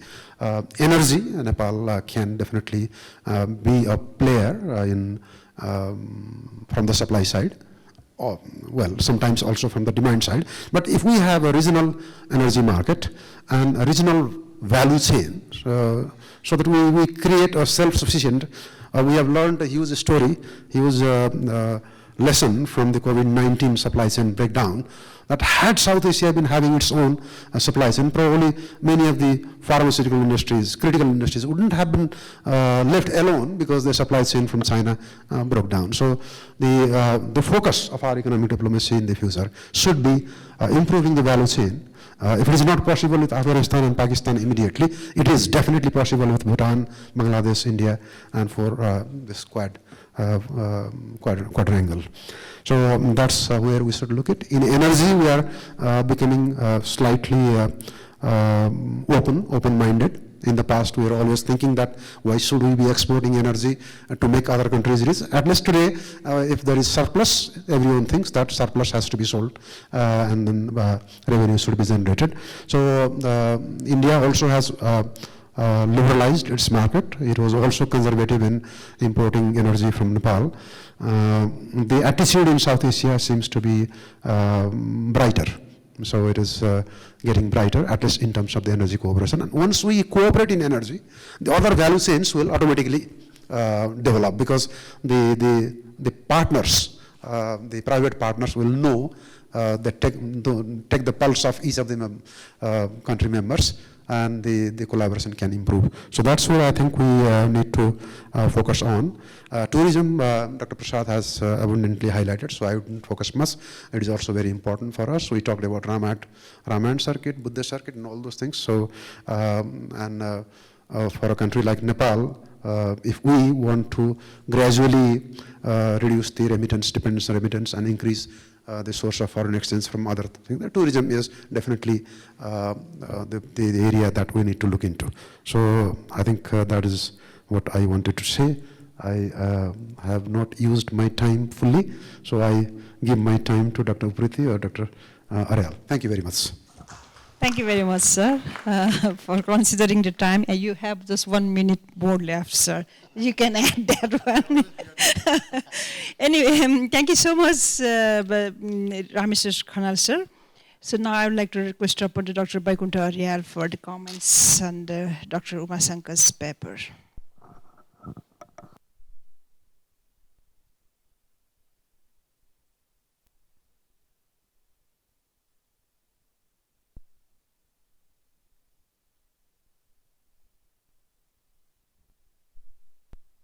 Oh, sorry. I repeat. Thank you very much, the Chair. Distinguished panelists, Honorable Dr. Umasankar Prasad, Member, National Planning Commission, Your Excellency, Ambassador of Bangladesh to Nepal, and distinguished participants over here. Thank you very much for giving me this opportunity to comment on the paper written by Dr. Prasad, where he has elaborately discussed about the present scenario as well as the implications, how will we be addressing all the challenges and what should be the strategies and all these things. The paper I reviewed and found that it was quite good and good presentation of the data, and it shows the status, where are we and what are the problems and what we should do. Very much, the different opinion on these things. But there are some interesting facts that I may highlight over here. A couple of things, when we aimed for LDC graduation, and that was talked some 4-5 years ago also, and people were a bit against of it, and everyone was thinking that we'll be having negative impacts of the LDC graduation in terms of trade, in terms of ODA, in terms of investment, and in terms of some other aspects which are related to the foreign countries and so. But what we see that in terms of trade, most LDC's benefits are trade related. But Nepal does not have that luxury. Probably we couldn't harness that luxury and that benefits from our programs or from our policies, or maybe from our own mindset also. And always we blame about the landlockedness of the country. Landlocking could be one of the reasons, but again, the LDC benefits that are trade related, we couldn't harness it. And export orientation of Nepal is 9.6%, much lower than that of average of landlocked countries. Landlocked developing countries, that is 28.6%, and our is 9.6% only. However, Nepal shows some kind of promising prospects of structural reforms, and as Ramsar Khanal also mentioned that the future is bright for the South Asia, and talking about the electricity and all those things are there. Let me come to that thing a bit later on. And on the investment side, for the investment, what we need the FDIs. Although the number of FDIs has increased in the recent years, but actual realization is far less than the approved amount. That is the problem. Why we are not able to attract and realize all the FDIs that is proposed is a question. And what kind of policy environment, what kind of investment atmosphere that should be developed is on our own hand, and we have to focus on that one too. And per industry, domestic investment is larger than that of the FDI. So what we should focus on the larger FDI and larger industries and larger production sector, that is the key. So with the LDC graduation, some of the areas that we have to focus, maybe I just start with the policy changes in trade. Being ascending country to the WTO, Nepal already committed to many policy changes. So we don't have many rooms left. Purushottam sir is here, he also knows that one. No special policy room is left for LDC graduation.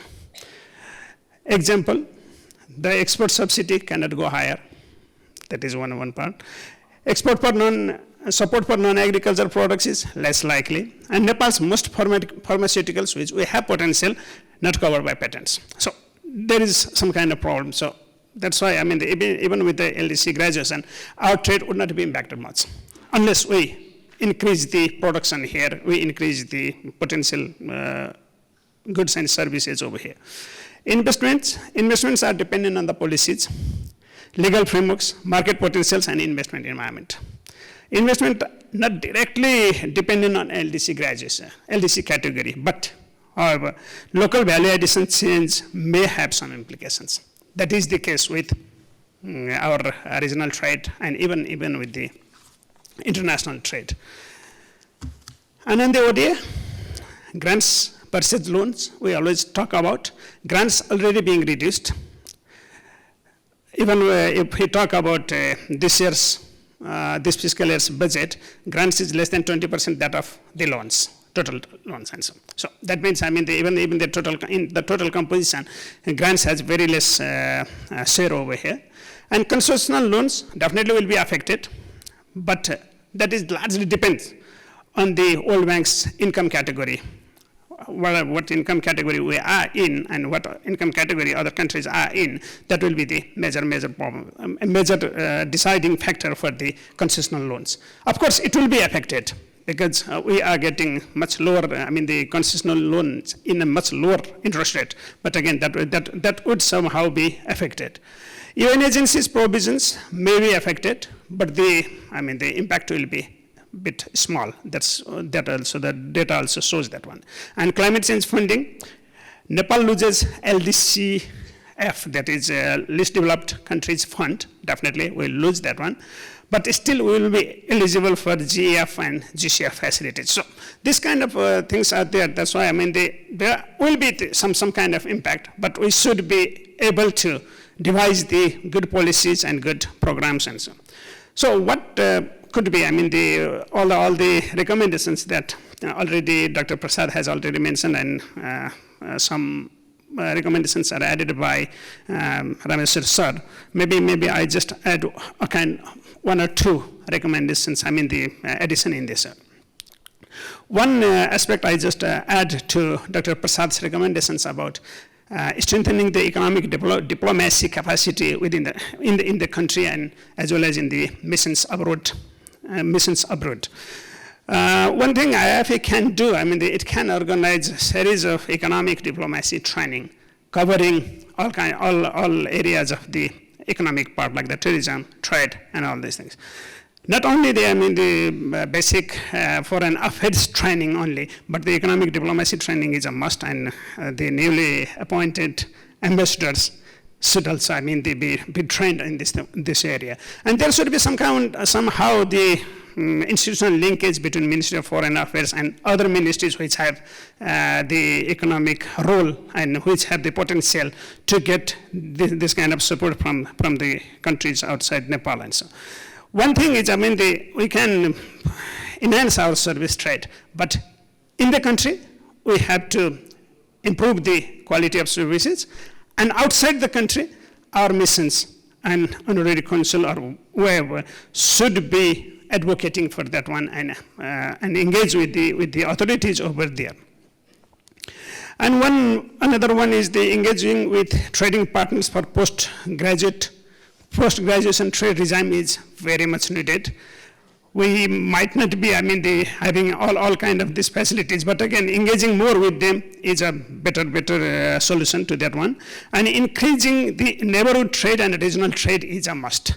As Excellency Ambassador also told, we may think of having some kind of PTAs or some kind of other BIT, BIPA, and BIS type of things with the countries which have some kind of positive impacts in favor of our Nepal's export trade and so. And one more aspect that I served at the Secretary of Ministry of Commerce also, and what I found that our export competitiveness is a bit weak. So how we can enhance the export competitiveness, it's another aspect where we can just work on. And maybe some kind of initiating policy reforms to reduce the production cost is another part. Otherwise, our export would not be competitive.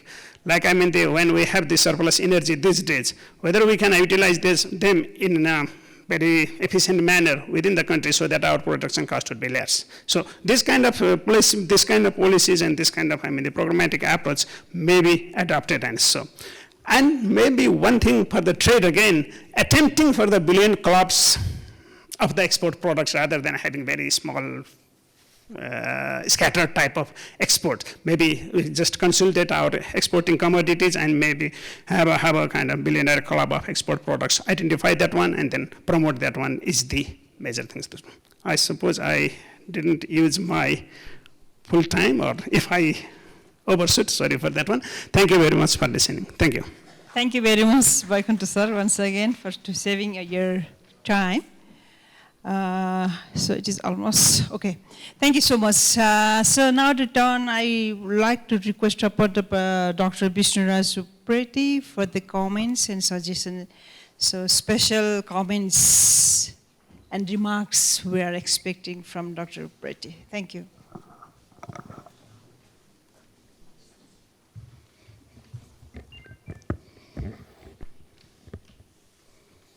धन्यवाद. Session Chair Professor Sakya, Presenter Dr. Shankar, Secretary, Former Secretary, Ambassador Bangladesh, and all other dignitaries. On the behalf of Policy Research Institute, thank you for IFA for organizing this very exciting, very relevant program. When I attend this type of the discussion, I always see very nice, very powerful suggestions. Me as a non-economist, partially I understand what they are saying, but as a citizen, I know what I am facing.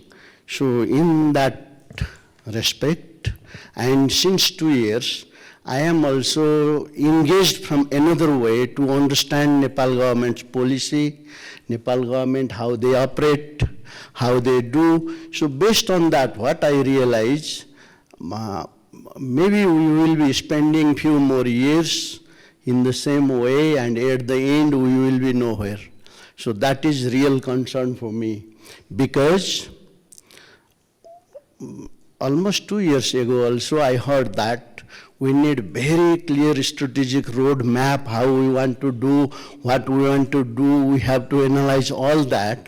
And always it comes with a small group of experts and economics, and the concern is directly related with the entire population of Nepal.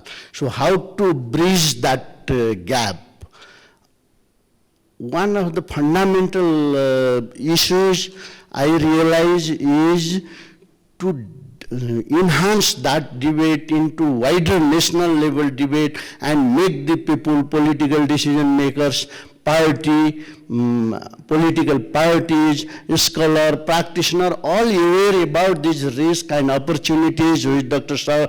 Uma Shankar here and our very well-known experts are expressing. But there is a very little progress in that, I am saying. It's very monolithic type of the knowledge. We are reproducing, and based on that, maybe we will decide, and then we will end where we will not be able to really achieve what we want to achieve. So my fundamental question for the government of Nepal is to little bit go beyond that type of the very narrow, expert focus debate, and also include the wider one. For that, what I realize is the need of the public debate, wider public debate, and then because every citizen have to face from this, whether it will be benefit or whether it will be difficulties for us. And listening to the ambassador of the Bangladesh, how prepared they were. While we are comparing that preparation, again, maybe I am wrong, but I am sure I am not fully wrong. Maybe little bit confusion, but we are not in that way, neither preparing nor ready to prepare. We have no clear roadmap, and there is a very strange type of the competition among the ministries or among the key actors, and lack of coordination. these all are really creating problem. Who will be ready to listen? Are there anyone to listen and address that? Police Research Institute, it is a government think tank. We are conducting the research. We have one small study on this startup business, and there were 35, 40 very young scholars returning from UK, USA, Thailand, and they were starting the business. What they faced? One man said 45,000 he has to pay for nothing just to get the approval. He was running here and there. He was literally crying there. Me as a person standing there, I was not able to do anything. And there are almost all, there is a recorded documentation. If anyone wants to see, we can pass that.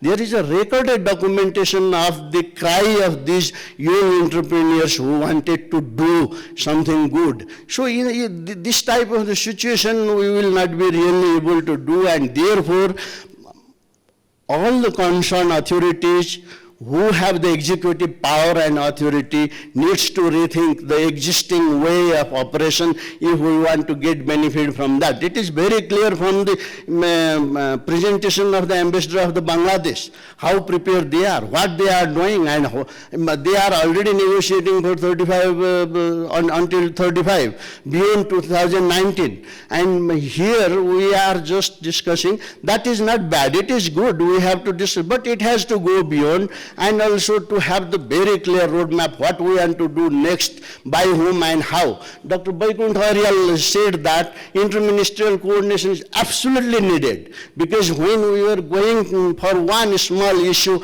in this ministry and that ministry, and at that time we realized that it is so difficult. But who to do that? Everyone says it has to do, but the executive authority has to do.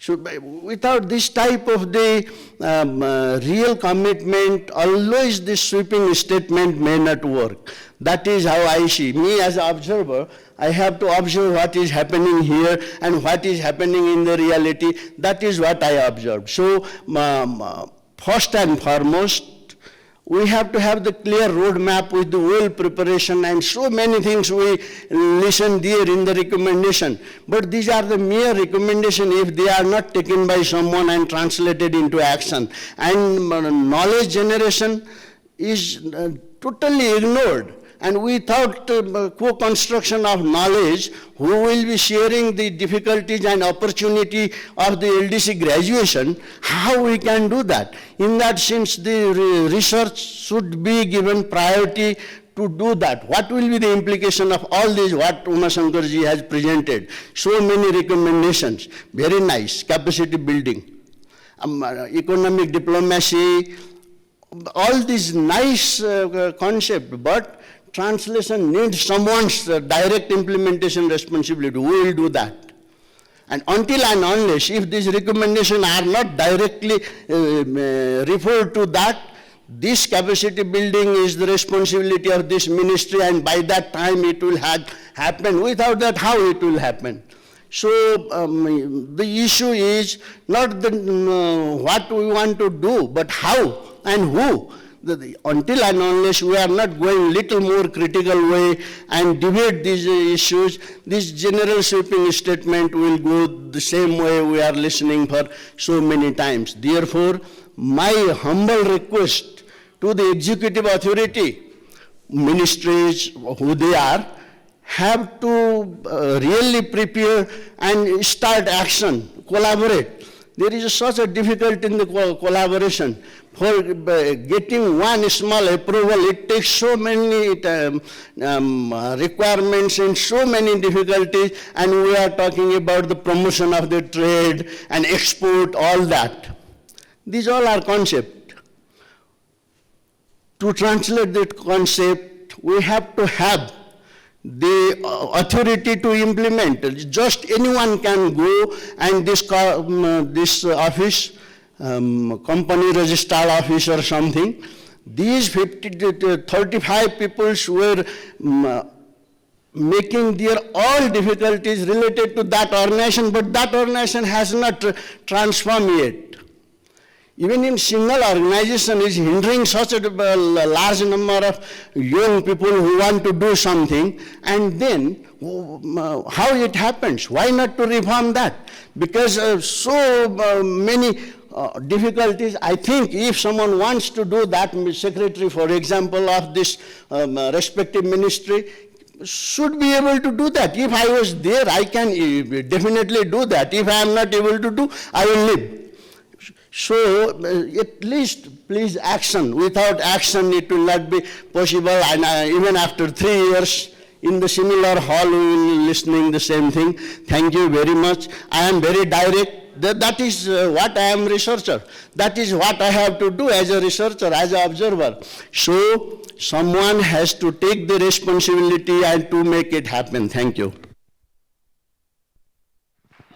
Thank you very much, Dr. Bishnuraj Supreti, who has experience of policy research. That's what he's saying, whatever we are facing in Nepal. Yes, thank you very much for paper presenter and the commentators. Now I'd like to open the floor for the discussions. Yes, sir. Will you help someone? Matrika, will you help to give mic? Mic, yeah.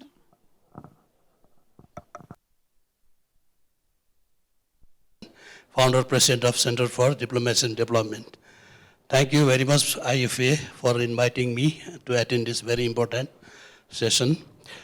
Actually, I have taken the floor to have some observations.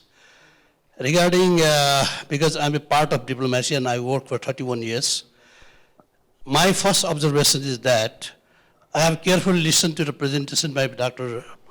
Uma Prasad. As a theoretical aspect are very good, because you have presented a lot of statistics also. But according to this title of the seminar today, what I came here to listen that, what are our preparations for post-graduation? Like a Bangladesh ambassador has said, these are our domestic and international arrangements. And another aspect is that, of course, economic diplomacy was introduced in 1996. We were a part of that diplomacy. I work in Japan, France, UAE, and try to do even small steps. But it is so difficult in our country, in our embassies. No matter what is the difficulty, we don't have budget. And the small budgets we receive is received at the fag end of the financial year. We can't do anything with this type of structure. So, and economic diplomacy, there are 6 objectives, as everybody knows. These are very important and very useful tools of economic diplomacy. But why we are lagging behind since the last 26 years? This we have to find out. Mm-hmm. Okay, sir. Because as a diplomat, I also wanted to do something good for the country. But as I said, it's so difficult. Lack of coordination, lack of willingness, lack of cooperation.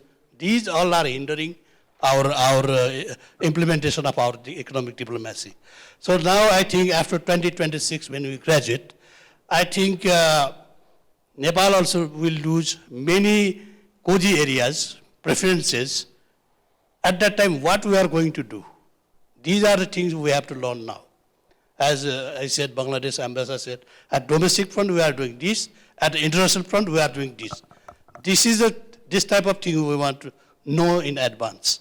And I think as you are a member of, honorable member of the National Planning Commission, it's your duty to make effective changes in our rules and regulations, because economic diplomacy is the most important and useful diplomacy for us. It's part of our foreign policy. Like in many countries, economic diplomacy, I offer you some idea about the France.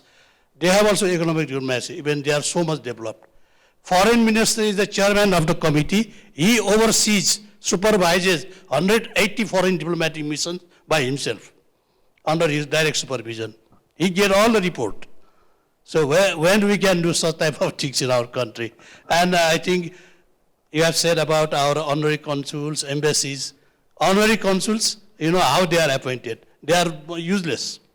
Maybe some people are good, but in my experience, during my 4 years in France, I have never seen the face of that our honorary consul.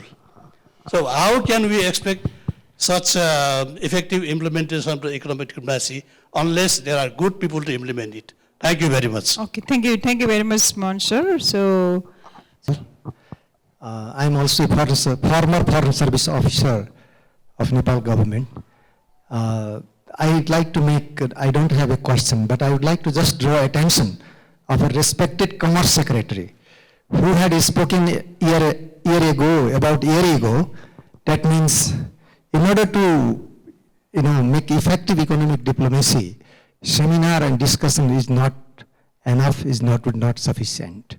He has said, unless the country have products and services to be exported, how you can do it? So first, we need to make environment. I hope if I'm wrong, our respected Royal Sir can correct me, because he had spoken himself in one of the seminars, and I had read it about it. So sir, perhaps you could give the response. What are the scenarios, what are the perspectives we are making and developing, because you are the senior administrator of the ministry who is directly dealing with external trade, and external trade matters occupies very much in the economic diplomacy. And in addition to other areas identified for the economic diplomacy. Thank you very much, sir. thank you very much, Rambabu, sir. Been international civil servant for the last 29 years and have retired and come back to Nepal just 5 years ago. And I belong to the organization, Forum of Former International Professionals of Multilateral Organization. It is a FIPMO Nepal, we call it.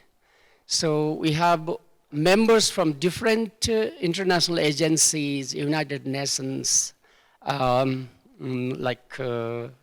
system, members in this one. So far we have 77 known members in this forum right at the moment.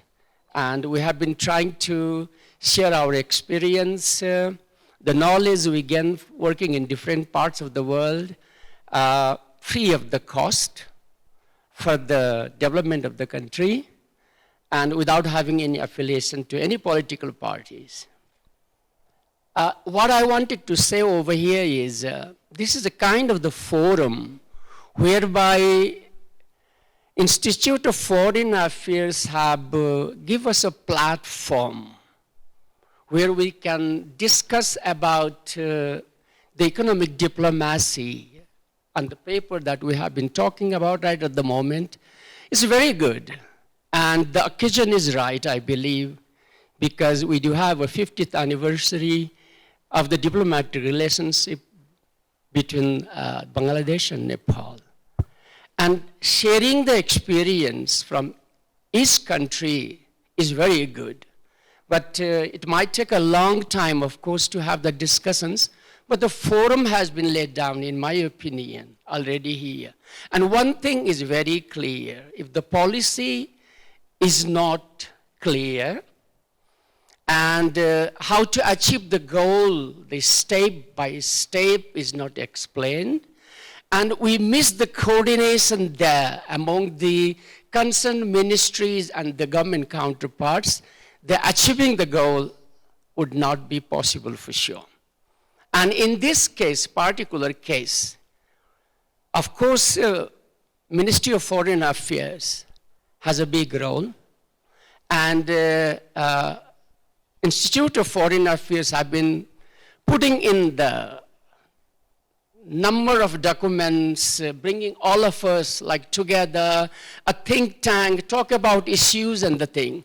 But mainstreaming of Ministry of Foreign Affairs together with other ministries is the most important things that we need to have. Otherwise, whatever we talk about, without having the proper coordinations within the house itself, we cannot achieve what we would put forward as our goals.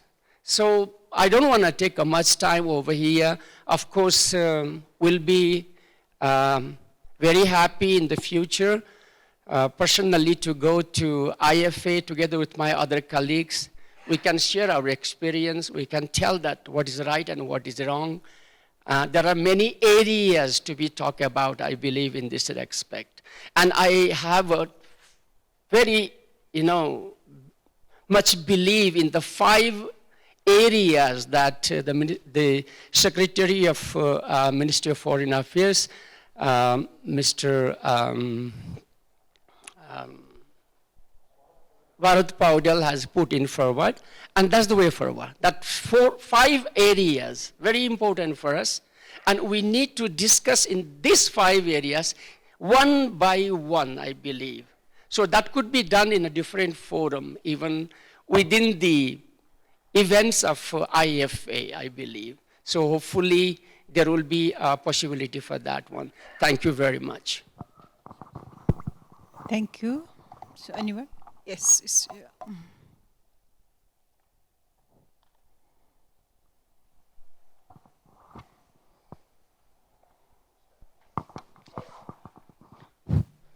I am Major General Purna Silva, retired, PhD.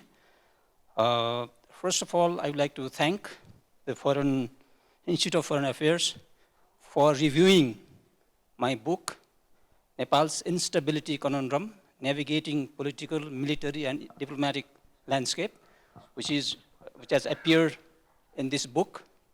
Thank you so much for that. I have a couple of comments on economic diplomacy and some of the practical problems Nepal has been facing in the last couple of years. First of all, I have written a couple of articles on this. Nepal has observed that, even our very small portion of our export on ginger, tea, coffee, palm oil, they were stuck for weeks or even months on Nepal-India border. And currently, we have been seeing that thousands of our containers were stuck in Tibet, and our businessmen who are suffering a lot.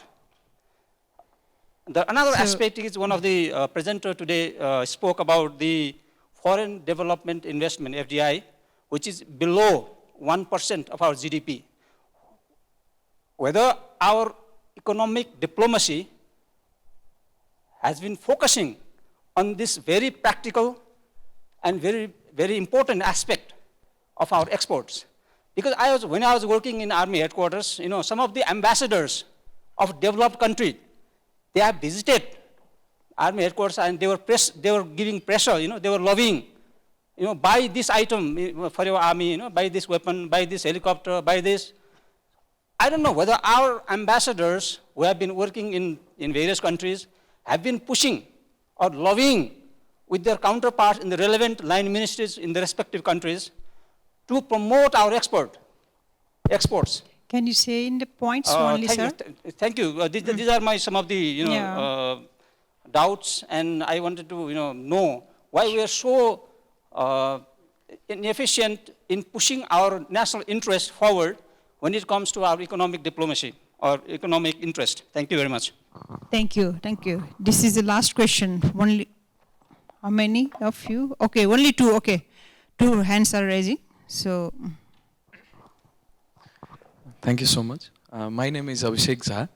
I'm a student of Law and International Relations. My question, it's more than question, it's an observation, I would say, on economic diplomacy and the context that we have Ldc graduation. We came to know through the UN resolution that Nepal is to graduate in 2026. But this is a very eminent fact that I should be knowing, and along with me, students of the institution, they should be knowing this. But I'm very sad to say that this fact has been hardly mentioned in our classroom. So once or twice, we have mentioned that Nepal is to graduate. Just because we are in international relations classroom, we came to discuss on this point, but I don't think other educational institution and inside the classroom, students actually know that Nepal is to graduate in 2026. So I think the most radical change has to be seen inside the classroom. It's the student who should be changing their pattern of study. We need to change our pattern of study to address how these 4 years of transition will be. So to the concerned authorities and to the concerned institution, how far we have conveyed this message to our students is a pertinent question. Thank you so much. Okay, thank you. The last, very last question.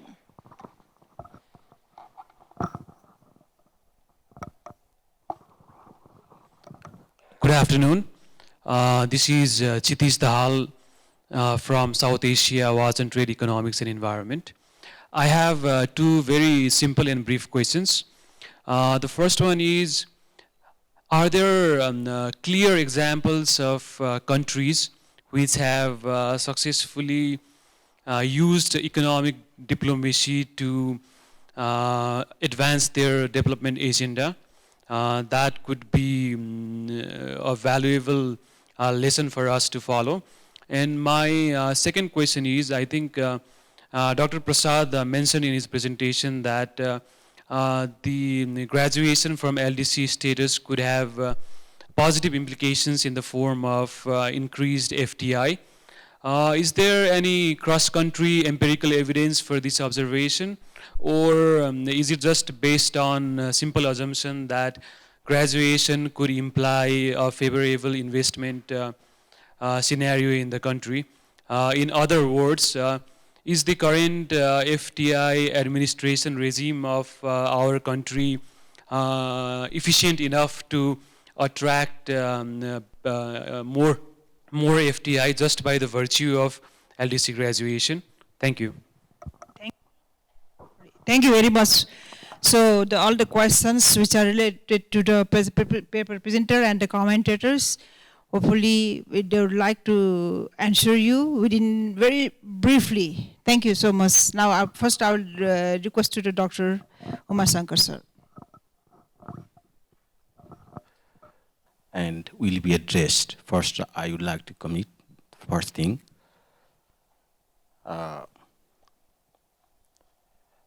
Really, once we talk about attracting for FDI, so what are the major policies that we need to adopt, like double taxation and some agreements?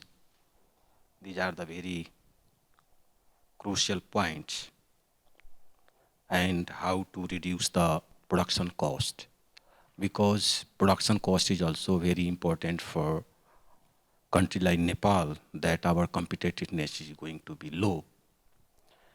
And value chain, connectivity, regional, these are very important things, and we have been trying for that. Once we talk about development, we all know this is a very long process, and in context of Nepal,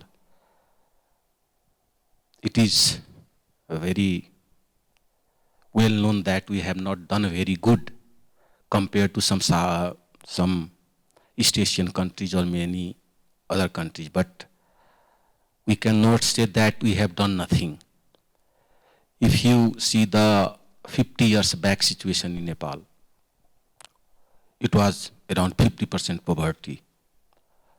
Mortality rate very high, literacy was very low. Our living standard was very in critical situation. And that I have seen in my own age. Once I was in my school life, I used to see my village, I used to see various cities. Currently, I am looking at that. So this is very clearly visible, that we can see that we have done a lot. However, in comparison to few countries, maybe Singapore, Thailand, something like that, we have not done good. If you compare with African countries, let us see and evaluate ourselves, where we are. So hopes are a lot, we are doing better, but we have to do best. This is on the track we are doing.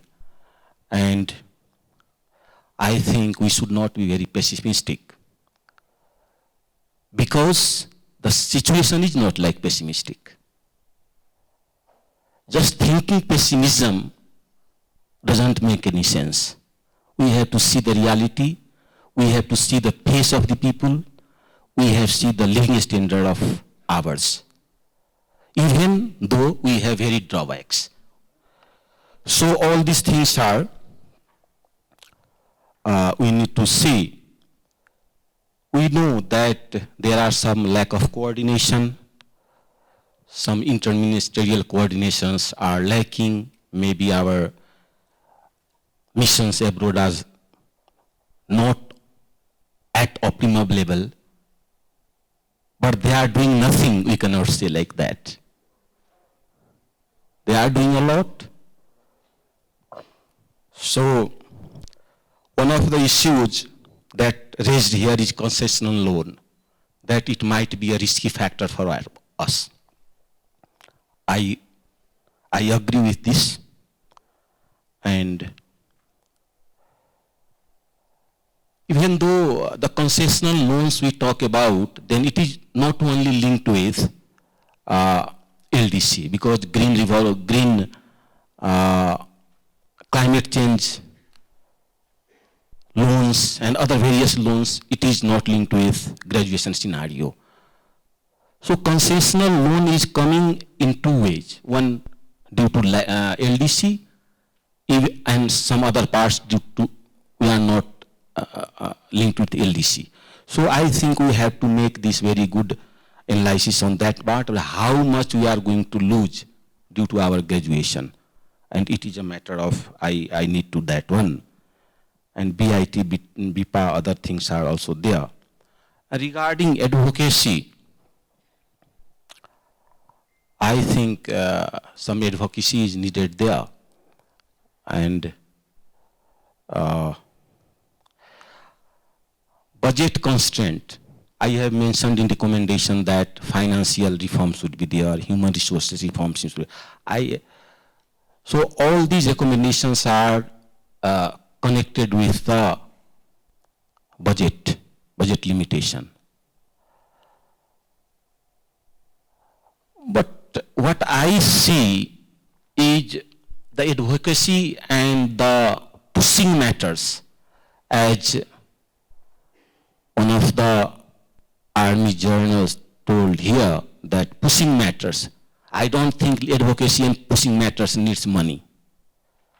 If an investor is going to some offices and making some gathering, maybe in a dinner party, and showing this is our product, you try to import in your country. I don't think this needs money, and lot of money. Maybe a small amount of money is needed there. So how we are utilizing the resources? One of the ambassadors earlier from France, he told that we don't have budget. Yes, I agree with this, we have. But whether we are utilizing the available budget at optimum level, whether we are utilizing our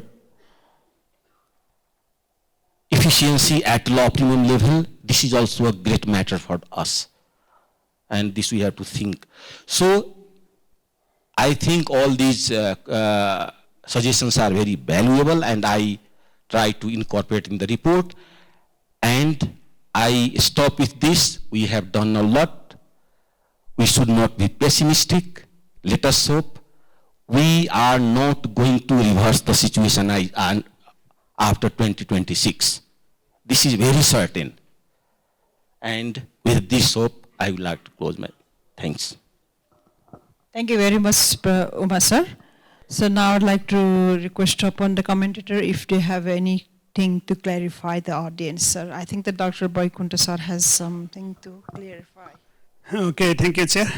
Thank you, distinguished participants, for your patience and questions and some comments. I don't have very specific question. At least one I do have, that is from Rambabu Dakalji.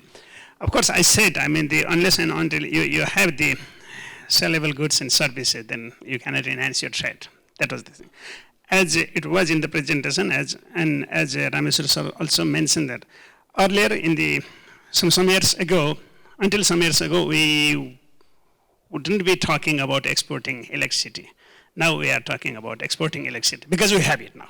We have the surplus. And we are not only talking about exporting it to the neighboring countries, but also, to the regional market, like in the Bangladesh and so on. So you have that one. So, well, we can just enhance the product over here, goods and services both, and then lowering the production cost, lowering the export cost, trade cost, and all these things, then we can enhance the trade. That was my point at that time, and today also I have the same point. Thank you. About the budget, probably Mr. will be. A very short observation on the comment made by Mohanji. You talked about the budgetary constraints for implementing the ideas you had in France. But my experience says that the budget earmarked for economic diplomacy was never used by the ministry effectively, and at the end of the year, we were asked to transfer that money for something else. That has been the experience of Ministry of Finance. Even my successor, he also tells me the same thing, that therefore the capacity constraint at the Ministry of Foreign Affairs has been the major problem than the budgetary constraint. Thank you.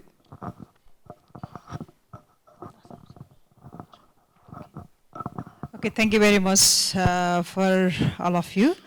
Let's have a big hand to the Dr. Umashankar Sarma for his. Sorry, sorry, I was confused. Umashankar Prasad, who has given a very good paper for us, and then similarly we have got the comments from the three commentators. So let's have a big hand to all of them. So this is our, part of our job also. This is a session definitely became a success. It was because of all of them. So yes, last but not the least, I'm also trying to labor my best to meet our time according to schedule. Still we have a behind. Anyway, I will take only 1-2 minutes for we conclude the session. Yes, of course, so this is a session we talk about all this economic diplomacy. So whether we are economists or not, but we have to continue this economic diplomacy for the country. There is not possible to have a development without economic diplomacy. This is my very guaranteed point. So that's what I have feel it here. So as being I'm a student from the economics background, so that's what whatever our Dr. Umashankar Prasad was keep on saying, that we have to have the sound and effective economic diplomacy. So of course we have to have it, but maybe IFA or some other link ministries has to develop those kind of effective, and the sound tools for our economic diplomacy. Yes, we also definitely likely to success our Ldc's graduations, whatever the experiences was also shown by our Dr. Sharma regarding the Botswana, Cape Verde, Maldives, Samoa, Equatorial Guinea, and so forth. So we have to have also to get our per capita income more than the 2,500. It was also targeted by our plan, but I don't know when and how we will get it. Of course, without any development in our socio-economic conditions, it will not be possible. However, the economic is the first and the last instrument to develop the country. So this is my conclusion as well. However, we should know about the economic diplomacy in this format, but forum, that means we have to make a clear concept, we have to make a clear instrument, we have to have the tools as well as the implementation, whatever is possible, maybe by the bilateral, maybe by the multilateral. No one country in the world without economic diplomacy. So this is the most important session which we, brought to us in this session. It was because of the 50th anniversary of establishment of Nepal-Bangladesh relations, diplomatic relations. So not only the 50th anniversary, we all are expecting to have more than 50s our relationship with Nepal and Bangladeshi diplomatic relations. So all the best for all of you. Thank you very much for giving me this chance to chair in this session. So that's what I most thanks to